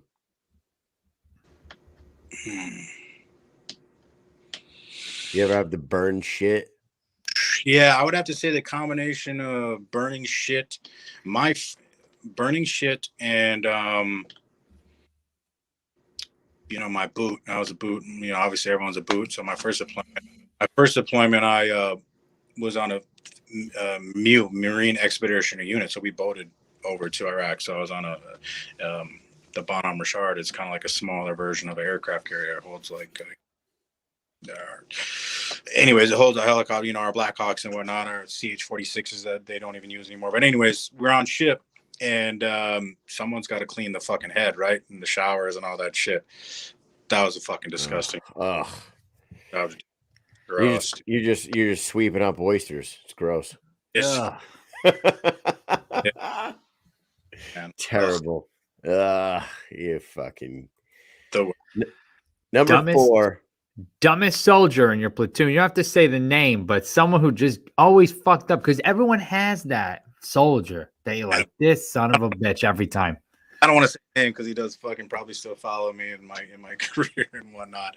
But yeah, he was a guy that just always fucked up, or just no matter what, he was just like your private pile. So I would just always, if he found a way to fuck it up, he was gonna fuck it up. We definitely had one of those. He definitely had one of those, and some of the fucking stupid shit that he would do. Yeah. That's all. Yeah, you want to tell any stories because he probably does follow you. Yeah, I got you. Who the dumbest? He would be able to put it. He does follow my career still, so and you just say like, I don't want to. He would know that I don't want to incriminate him. All right, last question for you, Mike. And being that it is Veterans Day and we're all veterans here, what do you like the most about serving in the military? What was the most rewarding? No, the camaraderie and the friendships, the lifelong friendships that you put together there. It's nothing. I haven't been able to match that type of, obviously I have my good high school buddies that I'm still on my core group of friends that we're still buddies together. We still hang out from time to time. We're in a fantasy football league, all that shit. Right. But nothing is compared to the friendship, the lifelong friendships that you put together, especially in the infantry. I'm not saying that, other MOSs, they probably have that too, but the just that bond that you have with someone that you're going overseas and and essentially potentially seeing combat, losing friends, and that you just have forever. It's forever. Like when I fought in Nebraska, I literally had 2 big tables full of Marines that I served with. All flew out to watch my fight, which was fucking awesome. And they'll probably be awesome. All of us buddies are going to get together for one of our Marine buddies is getting married next month. So it's like, it's cool, man. The camaraderie is probably the number one thing, it's very similar in, you kind of get that in the MMA gym room, but it's in comparison. I think it compares to the brotherhood. The brotherhood. That's what Eric Williams said in the comments right there. Definitely the brotherhood. It is something that can never be broken for sure. You have, as a matter of fact, Mike and I we met each other on a deployment. Most of my best friends are people that I met on deployment. My wife is somebody that I met on deployment, as a matter of fact. Yeah. And now I've been married for 12 years with her, and we have 2 awesome kids, and I think 12 years. Awesome. Nah, man, it's awesome. It's a fucking great time, and you know, you just can't you can't top that shit, man. No, you can't. Yeah, I mean that everyone asks. I get asked that question a lot. What did I love about it? Obviously, when you get out, you only remember the good times. You only remember the fucking good shit, the fun shit you did. You don't remember the stupid shit, the hurry up and wait, the sitting around, the bullshit fucking games. You don't remember all that. You don't remember that shit, right? You remember all the good times. You remember your friends, your brothers. You know, you remember. Yeah. You ever see something on the news and be like, "Fuck, I want to go back in." Yeah, a lot. Yeah, I would say every once in a while it'll hit me. I get asked a lot, do you miss the Marine Corps? Yeah, I miss the Marine Corps. Yeah, there's a lot. I wanted to get out and pursue fighting. I was doing well in my first 4 years of active duty. I picked up meritorious corporal and meritorious sergeant. So like I was on a fast track, right? So like I was progressing fast in rank. But I just I wanted to get out and pursue mixed martial arts. I was like, all right, well, if this doesn't go, or I feel like I'm not as good as I think I can be, then, maybe I'll go back. But, I got out, and then I just kind of went the route that I did. But during that whole process, I was still like, man, I would like to go back. I'd like to, that'd be cool to go back or do another deployment, or, you know what I'm saying? Like, I think you have that, I always sometimes have a feeling where I didn't do enough. I didn't give enough. I didn't serve enough. I did three tours to Iraq in 05, 06, and 07, but you still feel like you didn't give enough, right? It's that, what do they call it? Survivor's guilt, maybe, Yeah. 3 years in a row is enough, Mike. That's enough. Yeah. And my brother's the same in the same boat as you. What it is with him is, like you said, the brotherhood. He keeps in touch with all of his old platoon buddies and like all the guys he deployed with, and he hears of somebody like losing a leg or something like that, and he instantly feels like he should have been there. Yep. Yeah. Absolutely. It's just something that's ingrained in a soldier or a Marine that people won't understand. So no.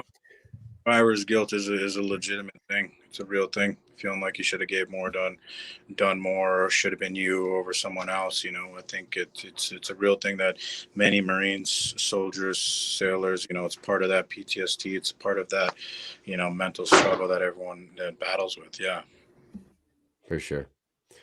All right, man. Well, we always love to talk to you, Mike. We hope to see you back in the ring soon.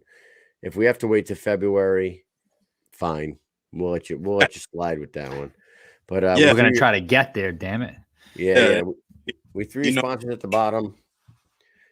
It could be time. Could be from the sounds of it, it's if it is the Knuckle Mania show that I'm going to be on, sounds like there's going to be some big fights on that card. We'll see what happens. I never believe it until I see the contract. I'm signing it, and they're promoting it.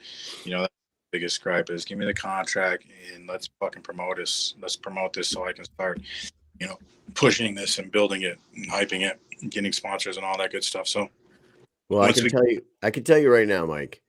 If there's an Arnold Adams, Josh Burns heavyweight title fight on that card, and say whoever wins this fight tomorrow night, Britain or Pearl is fighting a misfit for a title there. And then they throw Mike Perry on there against somebody. Then they throw Chad Mendes on there against somebody. And then they throw Richman on there against somebody.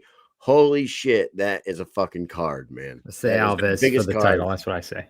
Biggest card they've ever built if they do something like that. For sure. It'd be a really fucking mega card. And I obviously want to be a part of that, Absolutely, man. Yeah, we appreciate and John Lee Chalbeck. Don't forget about him. John Lee Chalbeck. He'll be on there too as well. I like his style. He's slick. He's slick. He's very slick. All right, Yeah. man. Well, we appreciate you always coming on, of course. Thank you, and we will talk to you soon. Thanks, guys. I appreciate it. All right, man. Take it easy. Later. Happy Veterans Day. That's our boy. Mike Happy Richman. Happy Veterans Day. Happy Veterans Day. Boom. Happy Veterans Day. Boom. Mike and Mish salute Ding. the veterans. Woo. You want to Hey, know something funny? what's that? I get out of the shower Tell me. the other I'm day. gonna sniff Right. some essential oils while you're Yeah, doing yeah. it. Sniff that. Sniff some glue while you're at it. So I get out of the shower, right? And I take a towel and I wrap it around my waist, and I'm going to my bedroom, right? So I walk out of the bathroom and I walk down the hallway. And when I'm walking in my bedroom, from my door, I can see Brooklyn's room, and all the girls are in there. So Brooklyn is doing Legos, and she looks up from the ground and like immediately looks at me and goes, "Ew." And then she looks back down and starts playing with it. I swear to God, me and Steph started laughing so hard because she was dead serious, dude. She saw me with just a towel around my waist and just looked at me in disgust. Dude, she looked in doing her Legos, and she looks up, she goes, And she said, "Ew." ew. She went, "Ew." And then she looked back down and she started putting her Legos back together. Dude, I was laughing like so hard, like I couldn't even breathe. Like I was crying. It was the funniest thing ever, man. She was dead serious. She was like, "Look at this disgusting ass dude, my dad, yuck," with his shirt off. Get out of my face. Like, I'm trying to do Legos. I'm 5. Bounce. Dude, it was funny as hell. So I wanted to share that because I thought it was really funny. Kids are funny. Kids do funny Kids shit, are but they funny, don't man. lie. I can tell you Dude, that. So Nolan is 7, and he's like really getting into reading. So Amy got him one of those fucking one of those Dick and Jane books Dick and Jane. I don't from know like Dick and the Jane. fuck. It's like, dude, it's like the oldest shit in the world. It's like our parents learned how to reading Dick and Jane books. Doesn't he like that cat? What? The cat with the headphones or whatever. They know that. You know fucking what? Cat? I could You know what I'm probably talking send. Come on. I could send you a video right now if you wanted to bring it up. It's fucking hilarious, dude. Nolan thought that the name Dick was the funniest goddamn thing he's ever seen in his fucking life. And he's like, I could tell you the whole book right now. And then he was like, Yeah. I'm gonna kick this ball over here. And Send he it was to like, Messenger. and he was like, oh, can you kick that ball, Dick? It was like the funniest fucking thing in the world. Oh man, it was great. And I gotta tell you guys, listen, I'm not gonna send you that video. It's gonna take too long. Okay. I'm gonna tell you right now, guys, I am not healthy right now. I fucking felt like dog shit all day. You didn't sneeze once. I told you once you And started like talking, Mike you weren't going to said- sneeze. Mike said, once you fucking get in your groove here, you're gonna forget all about that shit. Like I look at my I can't even open. They're fucking glossed over and puffy. My fucking nose hurts. I'm pretty sure I broke my nose today sneezing. I don't know. I do things like that. You broke your You nose. know what I should do? I should What go do you get mean my- you broke it? Yo, you know what I should Hello. do? Should I go get my dog tag chain and put it through my nose right now? No, Should I? don't do that at all. Hell not? no. Don't do it. Yeah. Because you don't feel good, man. It's gonna fuck your nose all up So and maybe shit. maybe it'll fucking It's not gonna. floss it all out. No, your body is gonna be like, I wish I had a we're dog. gonna get If I had more. a dog tag chain right now, I'd floss it through my nose and out my mouth for everybody on the show for Veterans Holy Day. smokes. For Veterans Day 1 year anniversary.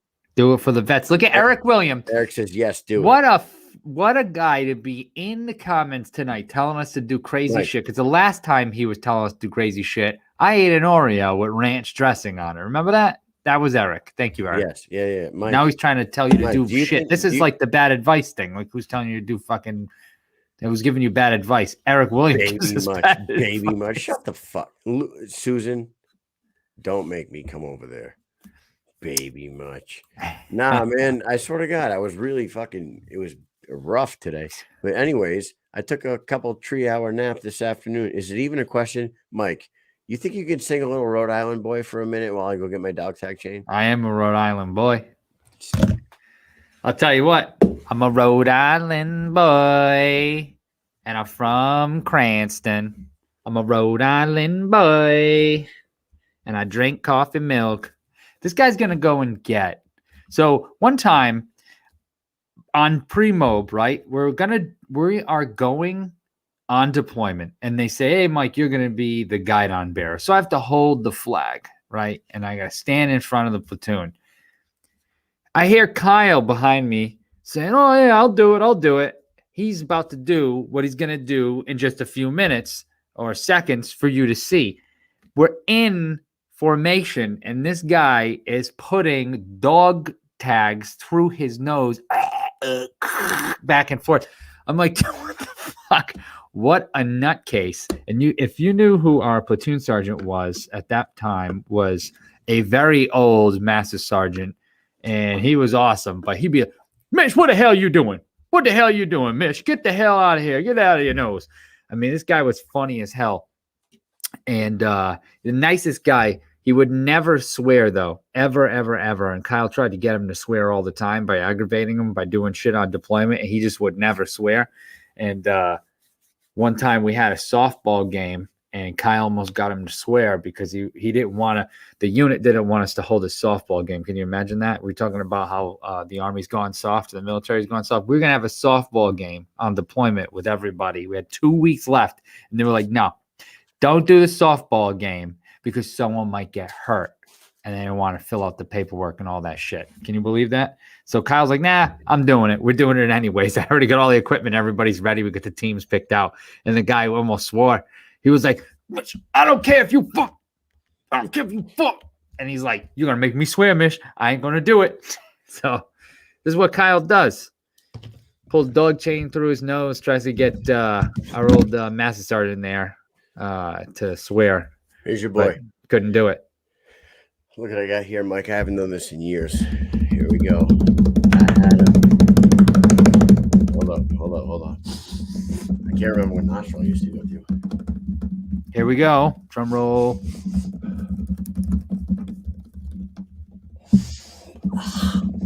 This is some Steve-O shit.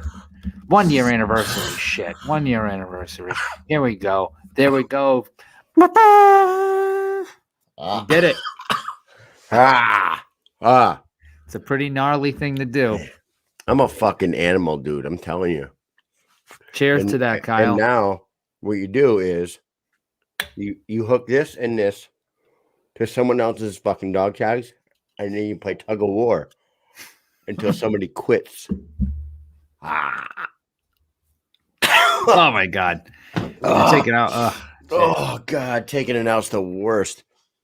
And that put it in was bad too. Oh man. God, now I feel good. Yeah. I should do the other nostril just so I fucking get all the shit out of my fucking body. And you wonder why your nose is so messed up. There's my wife. Here she is right here. Anyways, guys, that was my trick for tonight. The 1 year anniversary of our show. Happy Veterans Day to everybody. Thank you all so much for coming in and supporting us for an entire fucking year. Thank you to Chad Mendes, Jimmie Rivera, and Mike Richman. 3 absolute fucking animals coming on tonight. Awesome. It's been a great time, man. And we're just going to keep on fucking growing. What do you think, Mike? Things are going to keep on going. We're going to come up with more ideas, better content, just change everything. Things are going to be changing and getting better. We're meeting a lot of people. I mean, shit, last year at this time, we didn't know any of the people that we know right now, like not one. And now we've got all sorts of personalities that we met. Now it's all fighters, BKFC production, behind the scenes, people who follow the show. I mean, there are a lot of doors opening up, and we've got some cool shit we got some cool shit in the future that's coming up. So yeah, cannot wait. With that said, man, thank you guys all for coming out tonight, and we will talk to you soon. Make sure you tune in to BKFC 22 tomorrow night. Peace.